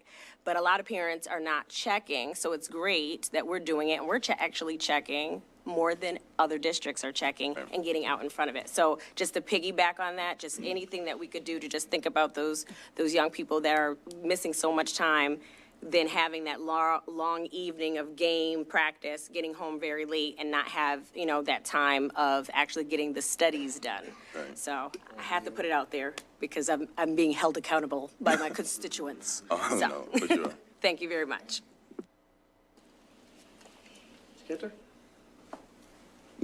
Thank you. I'm really happy that the debate team is back in office, I'll say it that way. And what I'd like to know is, did you fully fund for transportation for 24, 25? Do we fully fund? Fully fund, because they told me there was no money for transportation for the debate team. No, so what I explained to them, because I did meet with them, is that it wasn't necessarily designated from last year to this year. And so what we talked about is, so now that's another opportunity where we might be able to move funds around to support things like that. So right now, we had only committed to doing like 4 or 5 trips.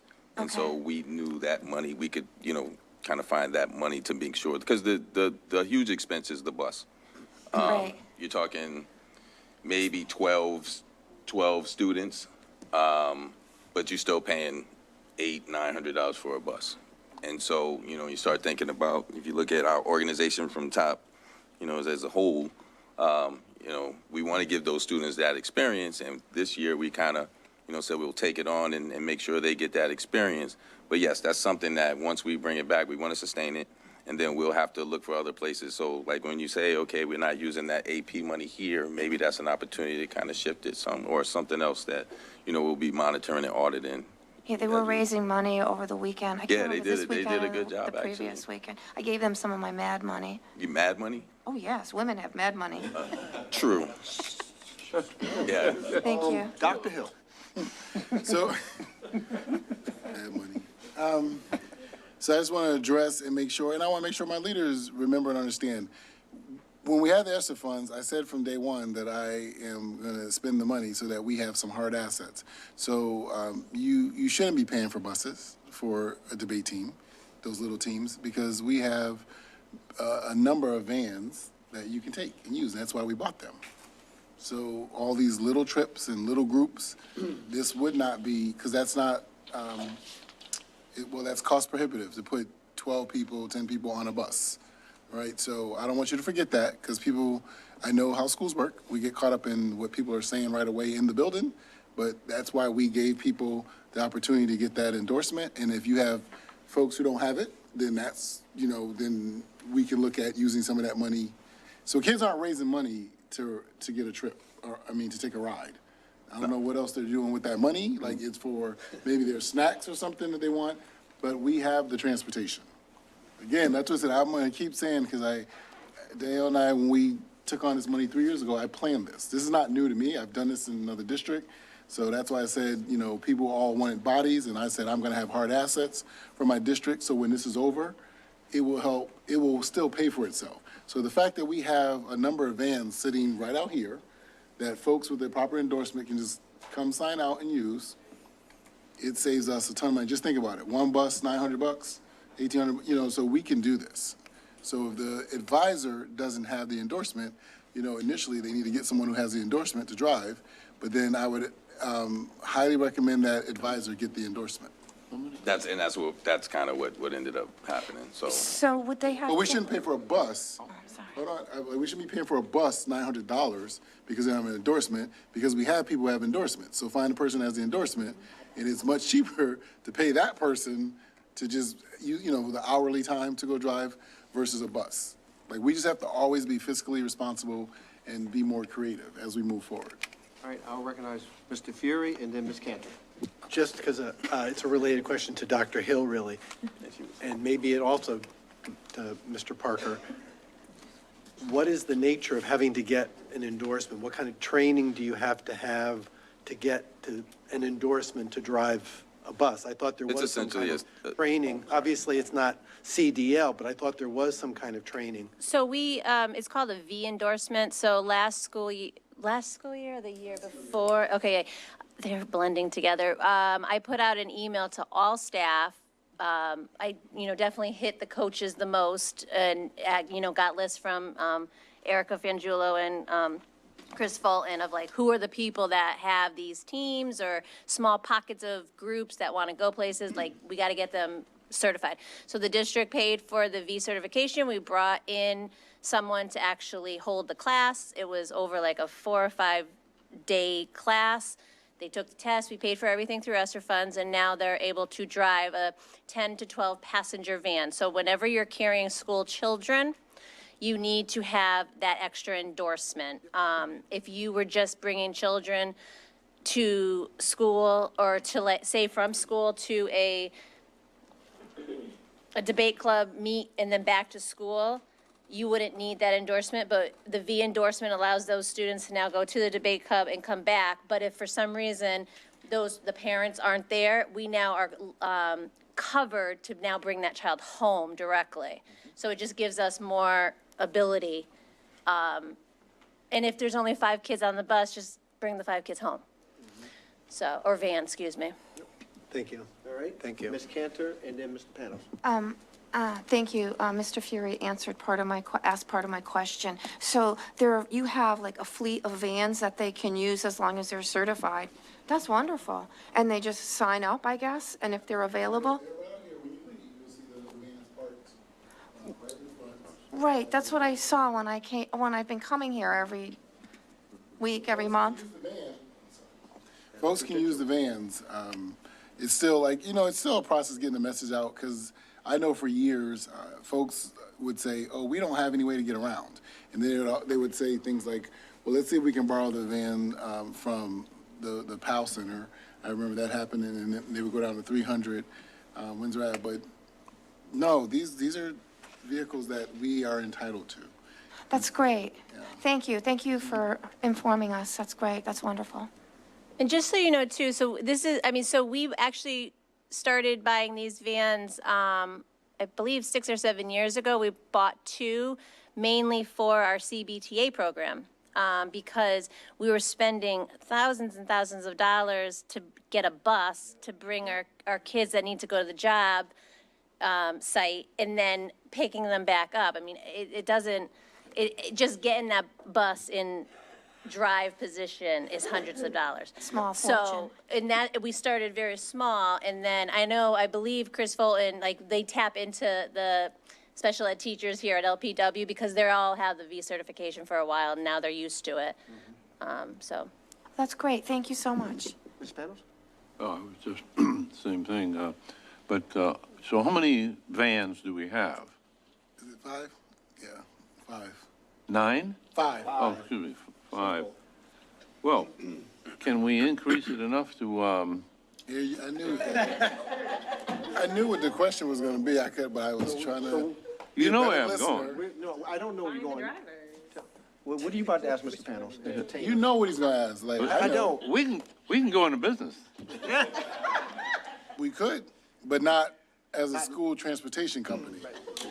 Maybe special ed transportation, but. Well, we do so much CTE. I mean, the high school should be able to provide all you need here, right? Just put that on the CTE and we'll solve 2 problems there. That's it. So if we're transporting students, we would need a lot of 12-passenger vehicles to transport, 3,000 kids.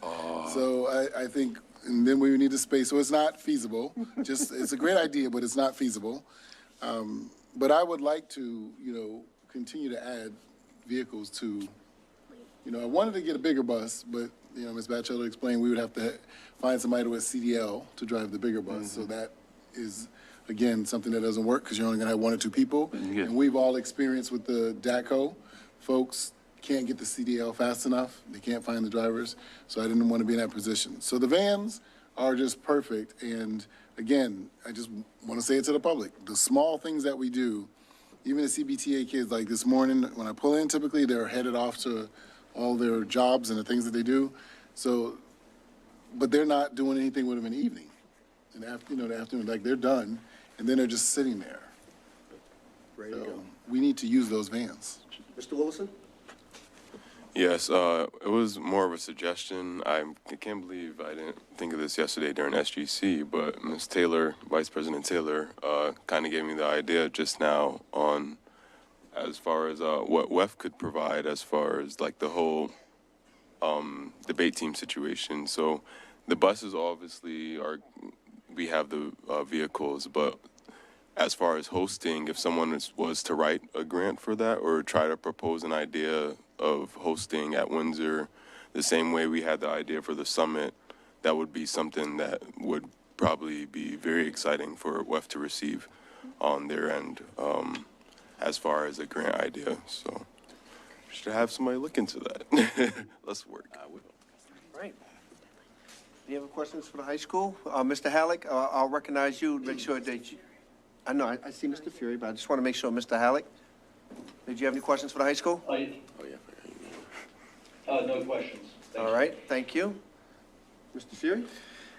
Yeah, can you flesh out a little bit more about the monthly student summits? Does every student participate in a small group, or is this a larger group? Well, And do they sign up based on, are there different topics or the same topic that month for everybody? So actually, yes, it's a really good question. No, some of those things where we've kind of engaged the entire student body, those happen a lot of times in connections. There's been other pieces where students or recommendations from teachers have allowed us the opportunity to do certain workshops.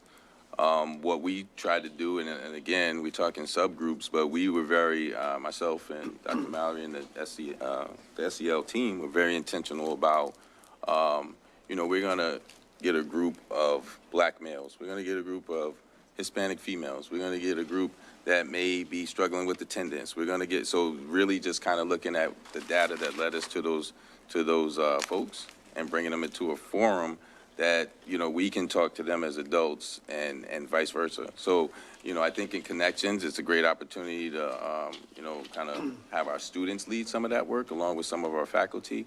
But this is a little more intimate in the sense that, we actually start talking about action plans and things of that nature where they come back and then we kind of, progress monitor from there. Thank you. I'm glad you brought up profile of a graduate, because I think it does go hand in hand with the building thinking classroom, some of the same things that Ms. Main talked about regarding collaboration and communication, and all the other creative thinking, problem solving, all those things that we were working on before COVID. We had gotten fairly far along before COVID hit, but all those skills, I think are important. And I know for a while back then, we were talking about, do we grade those things versus grading just the academics? And making decisions, though, how do we integrate those in everything that we do?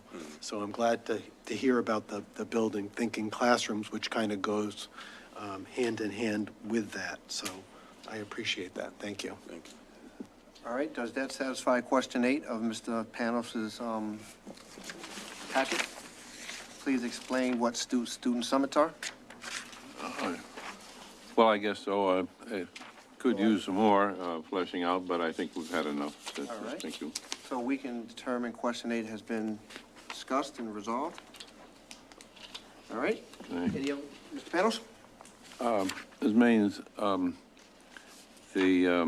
this BTC is, when does the teacher then or maybe it's a more general question. The new material that you introduce, when is that introduced, or how is it, is that also student-led too, or No, what is the it's teacher? a combination. Like, students are not intended to be standing at the boards for 88 minutes of the class. There is a combination of explicit teaching that happens, like maybe students, it's not going to be the same like recipe every time you go into a class either. So maybe students are exploring something at the boards, getting their like feet wet into a new concept, trying to figure something out. And then the teacher, it's called like consolidating the work that's being done. So the teacher consolidates the work that the students did, leading into like the direct instruction, the explicit teaching of like, okay, you, let's say we're taking a problem about like a break-even problem where you're trying to figure out what's the best deal. So you have students do it, they figure out, somebody uses a table, somebody uses an equation, some people guess and check, some people aren't sure what to do, they just like check one answer. But they all kind of start off with the problem, but then the teacher brings it back together where they refer back to the boards, but they're able to give notes and examples to the whole class. And then maybe they go back to the boards again to practice, it's called thin slicing. They practice one problem at a time, or maybe they stay in their seats and they do their check your understanding. So it's not students at the boards doing the work for the entire time. There are definitely, like, you will see students sitting and the teacher talking and going over some examples. Well, I can understand to be a back and forth once you have problems, but if a topic is new, I assume at that time, the teacher then is in a more traditional kind of role or Yeah, I mean, explanation. there's still things that the kids can explore at the boards. It's really all about how you set up the task. So you're kind of priming them for the new learning. Maybe they're doing a warm-up at the board that's recalling some previous information, they're adding on to it in preparation for the new learning. Okay. Or it's scaffolded enough at the boards that the kids are discovering the new learning, and then after that, they're coming back together as a class and then solidifying it with their notes. Okay, But we do invite you to come in and watch. thank you. I will. Any other questions from the board? Can I ask? Mr. Panos? Yeah, I didn't understand the advanced placement prep being reduced from, 31K to 15K. I didn't quite understand the connection the answer gave me. I wonder if you couldn't go over that again. The advanced placement prep, as I understood it, was something, it was a carryover from, I don't know, the Bill Gates Foundation came in and they had special preparation for kids, who needed help or something. That's what I understood it to be. Is it something else? What is being reduced? To be honest with you, the bulk of that expense was paying for the exams. The what? Paying for the exams. So prep means it paying for the exam? No. I had is it something else? Was it something else here is under, page? So I believe this question was just answered, I believe. Yes, it was. Oh, okay. So I believe you're seeking clarity. Okay, you need clarity. Okay, I got it. He's seeking clarity. It was already answered. I believe he's seeking clarity. Yeah. Let's provide him that clarity. So the prep piece goes back a couple of years where we had students that would be, or teachers that would actually have extra time. Do a that they would- Saturday or something like this, Right, correct? and so with the extent that we don't have as many, forecasting that been we won't doing it have as for a many while? taking that, excuse me? You have not been doing that for a while? No, they're still doing it, but we don't anticipate having to use it at that level because now we're gonna be more. Okay, so you're going to reduce the number. So now students are going to have to commit to that number if they're going to pay for it. And so we anticipate that we won't be paying for as many because as many of those students wouldn't necessarily be taking the test. So while we may still need to, pay for a teacher to give, preparatory, to students on a given Saturday, we don't have to do it at the same rate that we've done in the past. Okay. Along with not having Right. to pay for them. You see, originally when this was put in, by Dr. Silverman, 25 years ago, the deal was, what was happening at the time was that students were taking the course but not taking the test. And so he said, look, we'll pay for the test. You must take the test, though, regardless. So are we still requiring the taking of the test, regardless of who's paying for it? Yes. So a student commits to the course, he's guaranteed, it's guaranteed, it's understood that he's going to take the AP test. Is that correct? Okay. That's what Okay. Very good, thank you. All right, I think we've obtained clarity. We all set with the high school? Do you have any wish lists, Mr. Parker? Oh, boy. Say yes. You said what? Say Do I have wish Save your list? $1 million. Well, No, I talked about the area in the red tile. That's a wish and a goal. Again, I really think it's an opportunity for us to invite people back to see. And I'm not just talking about, we have people that have gone off into different careers and things like that, that we could celebrate. But, you know, if I, you know, I'd be remiss, we look at this year, you know, we had a challenge in terms of, this is the first time we've had, you know, 11, 12 people out on medical leave, maternity leave, and things like that. While I think I'm gonna beat you to it, we're fully funded. And I think we, you know, in a given year where we don't have the challenges of all those people being out at once, I think, you know, we have the staff in terms of our educators and enough educators to be in front of students. Probably a utopian wish list piece would be something where, you know, we provide opportunities to have some more support staff that not only maybe support during the day, but then also like some of those after school pieces that we might look for. That would be the only piece that I would say. But again, talking to a latchkey child that I think is you repurpose and you can pretty much accomplish whatever you need to, because there's no guarantee with whatever you get that you're necessarily going to get success from. It's really how, you know, the people that are there in that space put their minds together and carry out the mission, so to speak. So I always ask that. We have a lot of talented students at Windsor High School. We have a lot of athletic students at the high school. I hate the term student athlete because they're student first. They just happen to be athletic. So I always say athletic student. Just want to make sure that they're all getting what they need, extra enrichment outside of the classroom and representing Windsor well and being able to do the things that they do. We got a lot of good programs at the high school. And I just want to make sure everyone has a fair opportunity to participate and that we have enough funding to actually drive that participation. So that's why I asked the question. If you feel you're good, then you are good. Thank you. Thank you very much. So next is going to be just for the group as we're here. We have CTE.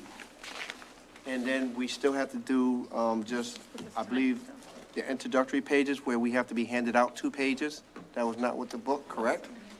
So it's only 1 page, but like last year, so our magnet school tuition has not been fully, has not all come in yet. And one of the admin assistants are challenging some of the costs. Okay. So I'll have it for you next round. Okay. And that answers the questions of the magnet school increase also.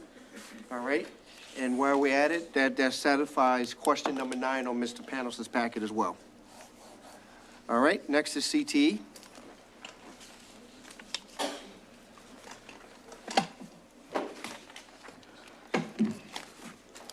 Hello, everybody. Hello. Erica Fangiulo, Assistant Principal, Windsor High School. I'm going to try to be brief since we've had lots of discussion, so I will do my best. I could sit up here and talk about CTE forever. We've heard a lot of things, but I'll just go over some of our highlights and the work that we're going to highlight so far from this year and the work that we're going to do for next year. So One of our major highlights that we have done this year is we have, well, first of all, we have a full staff, and we have had all of our staff members come back. So I didn't quite write that on there, but that's the first time in a while. So we have staff that are like truly committed to our department, and they are growing their programs, owning their programs, and just by having, like, year after year, the kids are really enjoying everything that they're learning, and it's been like really great to be in there and having them learn new things and starting to take those level 2s and 3s that have been missing for a while. We have obtained a chapter license for Habitat for Humanity this year, so that's really great. So we're gonna have kids starting to go out once that spring and it gets a little warm to start contributing to Habitat for Humanity. So Windsor High School actually has a chapter license right now. So we've started that club. Eric Eisner has started that club, and it's been pretty successful so far. Our culinary is continuing their participation in that NASA Hunch program. I believe we have 2 teams right now that have qualified. Their recipes have been chosen and have qualified, and that's coming up in February, the competition. So we usually do very well in that, and it's marketable, and that's something that we've been very successful at in the future. I know we have secured a state grant for ECE through CCSU. So we are expanding two programs in manufacturing and engineering through CCSU. So we're going to be able to offer credit through our department. And this year we're developing the curriculum for those in conjunction with CCSU. And then next year the kids will be able to take 2 courses, a course in manufacturing and a course in engineering, and earn that CCSU credit. So this is new. We got a grant from the state through Christina Morales, secured that. So we're working in partnership with that, and Bonnie and Dana Fudge and myself, we've had many meetings, and we're still in the process of securing all of those funds. Well, we have the funds. It's just kind of working out the details. We are one of the first people to be working with CCSU. So if this goes well, in my auditing of the curriculum, we have a lot of other courses that we can expand to when this partnership goes well, including things in our arts and graphics department, which is something that we don't currently have. And we are continuing to strengthen our community partnerships through the Chamber of Commerce. We've had a lot of visits to manufacturing plants in town, and we've had Eric Eisner, one of our teachers, has been invited to speak at the Chamber of Commerce and has done so at the town hall meetings 3 times this year, in three separate events that he's been asked to do, and kind of promoting our department and the growth that we're doing with the kids and whatnot. So that's been kind of good exposure for us. Major work that we're going to continue to do for next year to promote and increase our enrollment in our CCP and our ECE programs. Our CCP is our work through Capital Community College with our level 2s. We have that a lot in our business department, and as you know, with our financial literacy requirements and us only having 2 business teachers, our level 2s have kind of had to take a step back in the last couple of years. So now that we've kind of established in the last 2 years, more kids are going to have an opportunity to take some more of those electives in those level 2s, so hoping to boost that up a little bit more. Strengthen our pathways with increased enrollments in 2 or more classes. We've been doing a good job with Dr. Haiti to kind of continue that work and further development of updated curriculum. We heard from Ms. Jorgensen about the new state standards that are coming out. So I don't want to say we're on hold, because we have 3 department members who have been an active part of the development of those state standards and have been going to workshops to help develop them. So we're kind of on the cutting edge, but it's kind of nice to have that. So those are where our major work is. So with that, anything else, Dr. Haiti? Does that sound good? Questions? Any questions from the board? Mr. Fury? Thank you. Great to hear about moving forward with CCSU, and thanks so much for Dr. Haiti for pushing that and getting that for us. It's especially when you hear we're one of the few who've done that. I remember going to CCSU last year and seeing their new robotics and mechatronics lab, and it just blows you away. Yeah. And then watching students who are in there, what they're able to do. And I know we've gone, several faculty have gone to some of the businesses, manufacturing companies here. Are there plans to try to get some internships or job shadowings for maybe seniors? I mean, some of it, you may not be able to work on equipment unless you've been qualified already at Windsor High School? So we currently, right now, as you know, we are in our second year of our manufacturing teacher, which is Eric Eisner, who is doing manufacturing and the wood tech right now. So we didn't have a consistent person or somebody that for a while. So with that being said, we have a lot of amazing equipment in there. And a lot of times when manufacturing companies come in, they're very like, wow, look at this great stuff. So they are still in the process of, Eric is still in, and the other CTE, who we're getting other people trained in it as well, are still in the process of learning how to use some of that equipment. And they now are almost at the tail end of that, so to say. So this year, Eric has really had full manufacturing classes, but he only had one section of manufacturing one this year, one section of manufacturing one, or first semester, he has one this semester too. Last year in his first year, he had a section of manufacturing two, but he didn't teach the one. The kids didn't know as much. It was a different teacher. It was COVID. They didn't get to work on machines because it was COVID. So there was so he's still growing. So next year, we're going to have a cohort of like 40 kids who have gone through one. So hopefully we'll get to two. So next year, probably that won't be the case just because we're still growing the program and we don't have the kids ready. But that is 100% the plan in the future. And Eric has been working towards he has made tons of connections in town. And there's so many people that want us, like we want to give the kids, but we just don't have the kids yet. But that's the pathway right now. Thank you. I'm very excited about that. Yeah, we are too. We just need to get the kids in there. Like because realistically, the state of Connecticut has a chief manufacturing officer, of the few states that does. And we need to be able to have, again, as Mr. Madison alluded to, these are high-paying jobs, many that you don't need a college education for. You may have a pathway where you can say, to go a little step further, here's where you may go to Snuntuck or some other school to get that, and then it may even lead, you may say after this, well, maybe I don't want to be a machinist, maybe, an automated machinist, maybe I want to be an engineer. And so one thing can lead to another, and many of the companies that are here, Pratt, EB, if they don't have other skilled set people, they will move to other districts. So it's a need, plus it's a good paying job. But my part of the question I had initially was getting the actual experience, going in someplace, whether it's shadowing or an internship of some type. So we have tons of invitations for our students to go to various, like whether it's sites or workshops or stuff. It comes through Dr. Hady's office. Bonnie Feynman gets them a lot. I'm on a bunch of listservs, and every time it's something that kind of fits in, it would fit in our school day. It's not on, it would be appropriate for our kids. That we always take kids there, always. And I know, like my son was in one of the manufacturing, he actually made some, I was like, you made this? I thought, there was actually like a screw piece. I thought that it was like already made. He's like, no, I made that. And I was like, oh, okay. So he actually did. But he's gone to a couple field trips just this year, they've been invited and whatnot, and it's kind of opened his eyes to a lot of opportunities. And just that exposure itself has been really beneficial to the program. Thank you very much. Anyone else? We just, may I ask, what kind of engineering? You have manufacturing engineering, but you said engineering, are you referring? We have an engineering 1 and an engineering 2 course in the program of studies right now, and it's all computer-based. It's like CAD? Yes. CAD. Oh, okay, Yes. that's what you mean by engineering. Okay, thank you. And level 2 just means the second? The second level, yeah, it has a math requirement. Manufacturing 2 or something like that. Thank you. Yep. Ms. Cantor?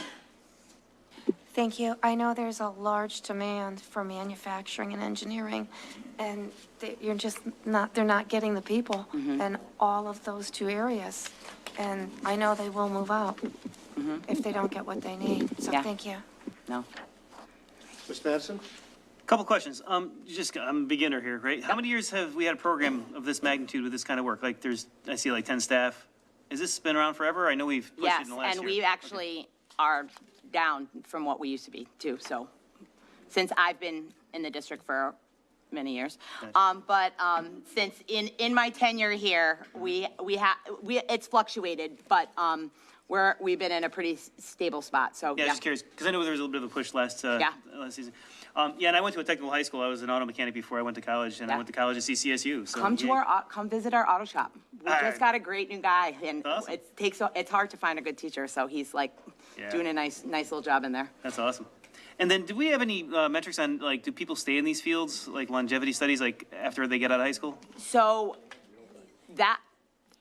we've had a lot of turnover in the past, like 5 years with staff, because we had like a core who stayed in it for a while, and then we had turnover, and it's hard, even like, we know where we might, when you have a teacher, everybody's reaching out to the programs and saying, hey, we're gonna have a teacher, and you wanna try to get them first. So that is a good question. We don't have any metrics now, but it's definitely something that I would love to start keeping stats on. But I'm asking more about the students than the staff. So Sorry, that wasn't would clear. be maybe a counseling Yeah, I'm just curious. question. Yeah, if kids go through high school and they go into the engineering work, do they stay in engineering 5-10 years out? Do we have any information on that kind of thing? I don't know, I'm not sure. No. I don't think we All right. don't. Okay, so Very good, no. Thank you. That's cool. All right, any other discussion? I'm hearing none. All right, thank you. So we have two things we can do. We can take the AD, since he's here, and do part of what's next week for the athletic director. Are you open, is the group open to that? All right, is he, Dr. Hill, is he prepared to go? All right, then, come on down.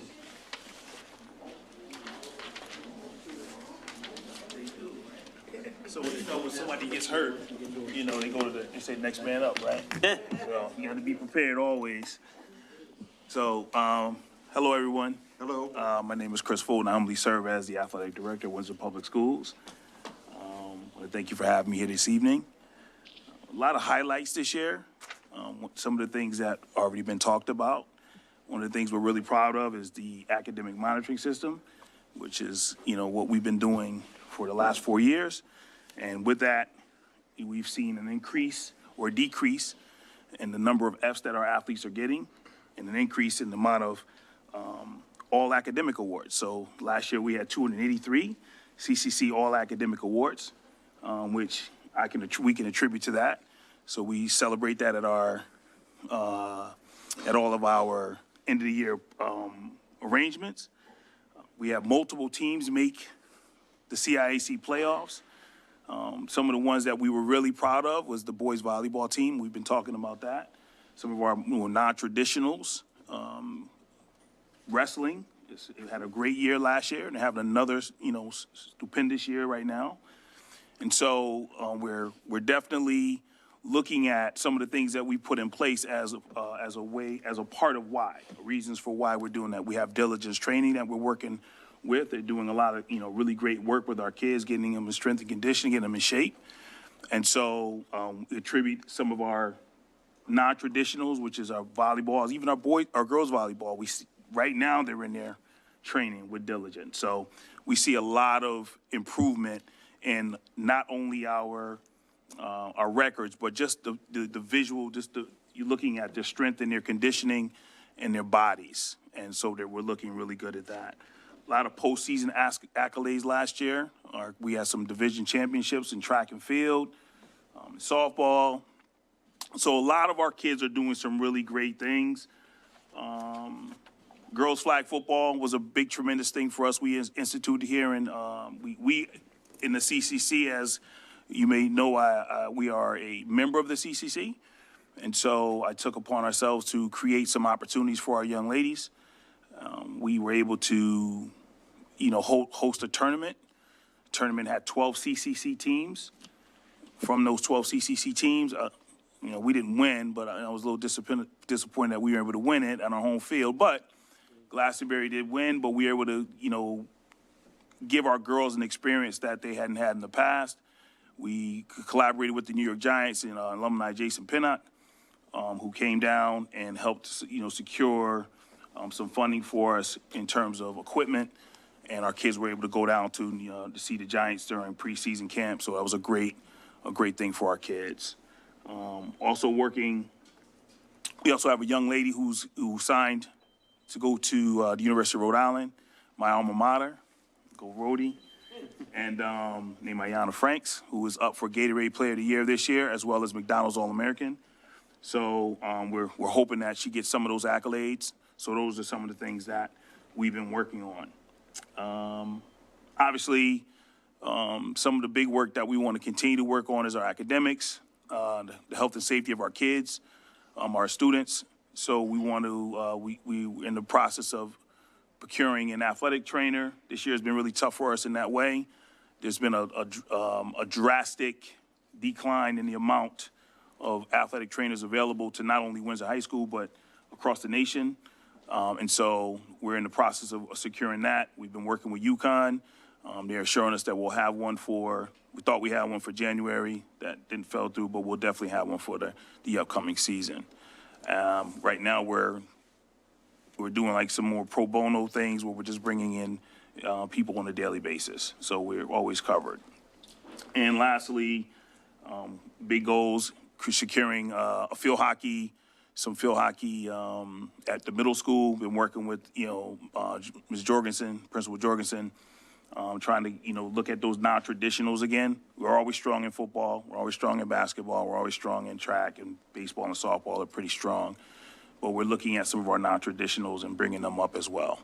And so we're working with that. And last but not least, we have an off-season plan that the CIAC is putting out where coaches can work directly with kids on sports-specific initiatives. And so we're putting a plan together for this summer to make sure that all our bases are covered in terms of our medical and our supervision. All right, any questions for the athletic director? Mr. Fury, Ms. Taylor, and Mr. Panos in that order. Do we currently have this year now any students playing ice hockey in a co-op? We do. We do. How Yes. many students? We have three. Three, okay, thank you. Come to the game on Saturday. We'll be Avon Old Farms, 3 o'clock. Okay, sounds good. A great game the other night against Northwest Catholic, by the way. Baseball, we won a baseball championship a year and a half ago.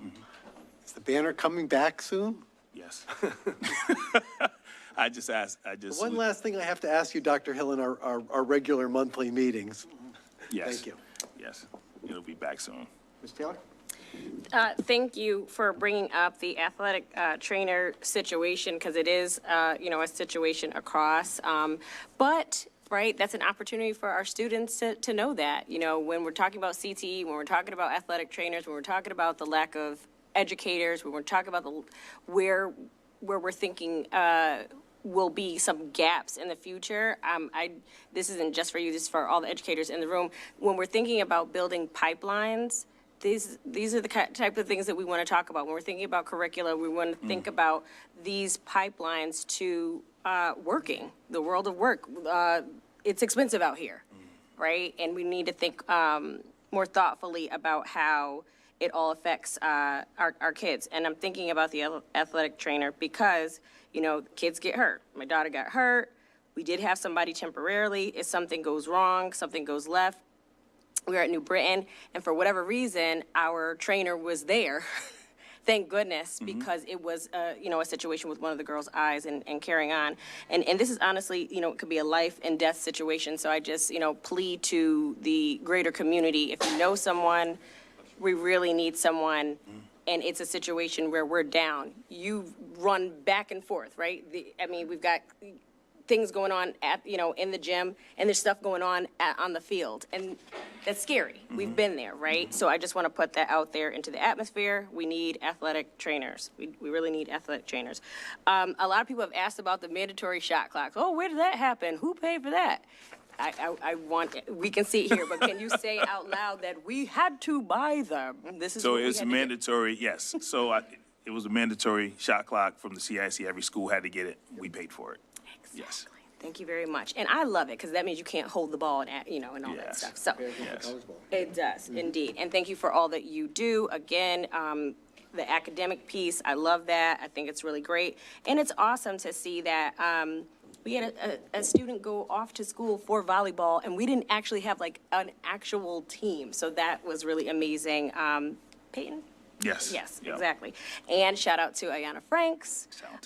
She is outstanding. If you haven't come to see the girls basketball play, please come see them. Thank you. Mr. Panos, and then Ms. Cantor. Thank you.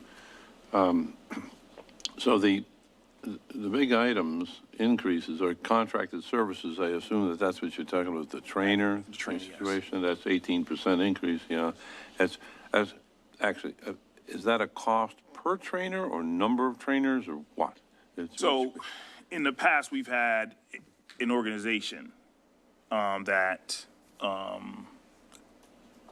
we paid, and they would supply us with the one athletic trainer. Right now, we have an organization that's providing us with several, or one or various one each every day. So, yeah. I see. Okay. The other one is, of course, transportation. Is that number of buses, or is that just, that can't, that's, the transportation costs increase 18%. What does that Because mainly do? it supplies the away transportation to all the sporting events. Sure, I understand, but it increased 18%. What is the reason for the increase? The cost of buses have increased, and we have been in the negative in this line item for the past couple years. So we haven't gotten fully funded to the amount of games that we actually go out and play. Okay, this again is DATCO, right? Yes. Yes. Yeah. Can't use his vans? We do He for can smaller, drive I them. know the golf team So loves them. golf would use the vans, but you can't put a football team Okay. on the van. Thank you. Thank you very much. It's excellent. Ms. Cantor, and then Mr. Wollaston. Thank you. I just have a request on awards night. If you could please try not to hold it on a Board of Education night, I got that would be already, wonderful. yes. Thank you. Got that already. I got that already from several people, so yes, Okay. I'll do it. Thank you so much. Yeah, no problem. Mr. Wollaston? Yeah, I was just wondering, what is the schedule for replacing jerseys or like athletic gear for students? Yes, goodness. So we have a 4-year cycle. So every 4 years, a group of teams would get new jerseys. Okay. I was only wondering because I did hear some complaints through the grapevine from the tennis team. I'm not sure how recently theirs have been changed, whether it's 2021. Or you said what? Every 4 years, they got them in 2021. Okay, all right. So their year is coming up soon. 2025, yes. All right, okay. All right, I had to bring the concern, that's all. Just had to bring the concern. Yes. Do we have an adequate number of AED machines strategically placed across the whole campus? So Ms. Batchelder and I had a conversation, and I think Chuck Waterford was here at the time. And so we do have one inside the field house. We have 2 inside the building, one on the first floor outside of my office, where the library is, and one outside the nurse's office. And then we have the portable one. So I think during this time, the portable one is used in the gym. And when we go outside, the portable one will go outside with the trainer. So whenever there's a trainer, the trainer's going to have an AED. Is that the understanding? Yes, they have an AD on the back of the gator. So the trainer wasn't there that day, but now we added it to the field actual house. field house. We did not have that. No, I wasn't bringing up any situation. I just want to make sure, quite frankly, we have more than enough. I don't want us to be stretched thin and from a geographical standpoint. And I want to make sure we have a unit that goes with our teams that go to away games, because we don't know what capacity they have as far as providing any support. I think I brought this up last year. We have to take care of our own kids, even if we're visiting someone, to make sure that we're providing that level of service. We can expect they're going to give that level of service, just like a team should fairly expect that if they come to our house, we're gonna take care of our kids and their kids. So I just wanna make sure we have enough where we're not racing 100 yards to get a unit and then racing back when time is ticking, so. So presently, that wouldn't, if I'm hearing you correctly, you're saying you wouldn't want to go with every team. So presently, we don't have that. And we would need I know that was told to me. close that to 50. we don't have it, but I'm personally, as one board member, would love to have more than enough so that wherever we go, if we need one, we have one readily available. I don't want us to ever be caught again or any time where we need a unit and we don't have one. So if that's an assessment that needs to be made by you as the athletic director and come back to us, and we need to provide those, that's something I personally would like to hear. So Mr. Fuller and I had many conversations about this, and we're looking up to around 50 to 60 of them because what happens is you have to have every single away game, every single home game, but then you have all of our practices where our students are on multiple different fields between the high and middle, and then at the park. So at any given time, we would need at least 20 to 30 a day. So we can get those numbers for you, but because through talking through that, because then what team doesn't get it? And so if we're doing it for all. This might be a phase-in project, but what I don't want is that we have too little and we need it and we don't have it. So that's my only concern. So if it's a 3 to 5 year plan, where we ramp up to that number, so be it, but I would love for us to try to get there if we possibly can. Understood. Every single one of our souls, I believe, deserve that, so I will continue to push for that. And if it drives up the budget for us to get that, so be it. I have no problem with adding that on without taking anything off, and I'm just one vote. So that's just how I feel on the topic. All I got. Thank you, sir. All right, thank you. So I believe we have satisfied everything on our docket for tonight. If there's any questions that need to be had on the, yes, sir? I have a question, like a request. No, I was about to go through that. What? So I know we have to get the introductory pages, and we know we're owed one page because we're trying to get data. If there's any questions about the introductory pages, I will deal with that first at the next meeting. And then from there, we will, if there's any question packets, and I ask that if you get packets to the staff, please give them a reasonable amount of time to be able to be prepared for the meeting. So if we can do that within 24 hours, that is the ask. If you can't get it within 24 hours, please give me a call and explain to me why we can't do it, and then I will apologize to Dr. Hill and ask him to put a rush on it. But I want to make sure that all of our questions are answered in a fair amount of time. Is there anything from this meeting that has not been discussed that needs to be pushed to next meeting? Mr. Halleck, I'm looking for you as well. Is there anything? No. All right, so I'm going to consider the rubric for this meeting complete, minus any, odd questions we have for introductory pages. And when we come, we will start with number 3, which is continuing education. All right, if that's so, I'll entertain a motion to adjourn. I'm sorry, Mr. Wilson? I was just wondering, what day are we doing food services? So those, I'm sorry, can I speak? That's okay. So food service and treehouse and the grants are all appendices. So they're not, those were added sites through the years. So we've usually talked about them at the end, but if you want me to bring in my food service director. Yeah, it's just a small act. I just want to, Yeah. I don't know if it would just be to us, but like, could we see like what qualifies to be on? Oh, sure. So that can be a question. what qualifies a student to be on free and/or reduced lunch? All right? That's a question for next pack. No, that'll be a sheet, a pink sheet for the next meeting. Any other questions? I hear none.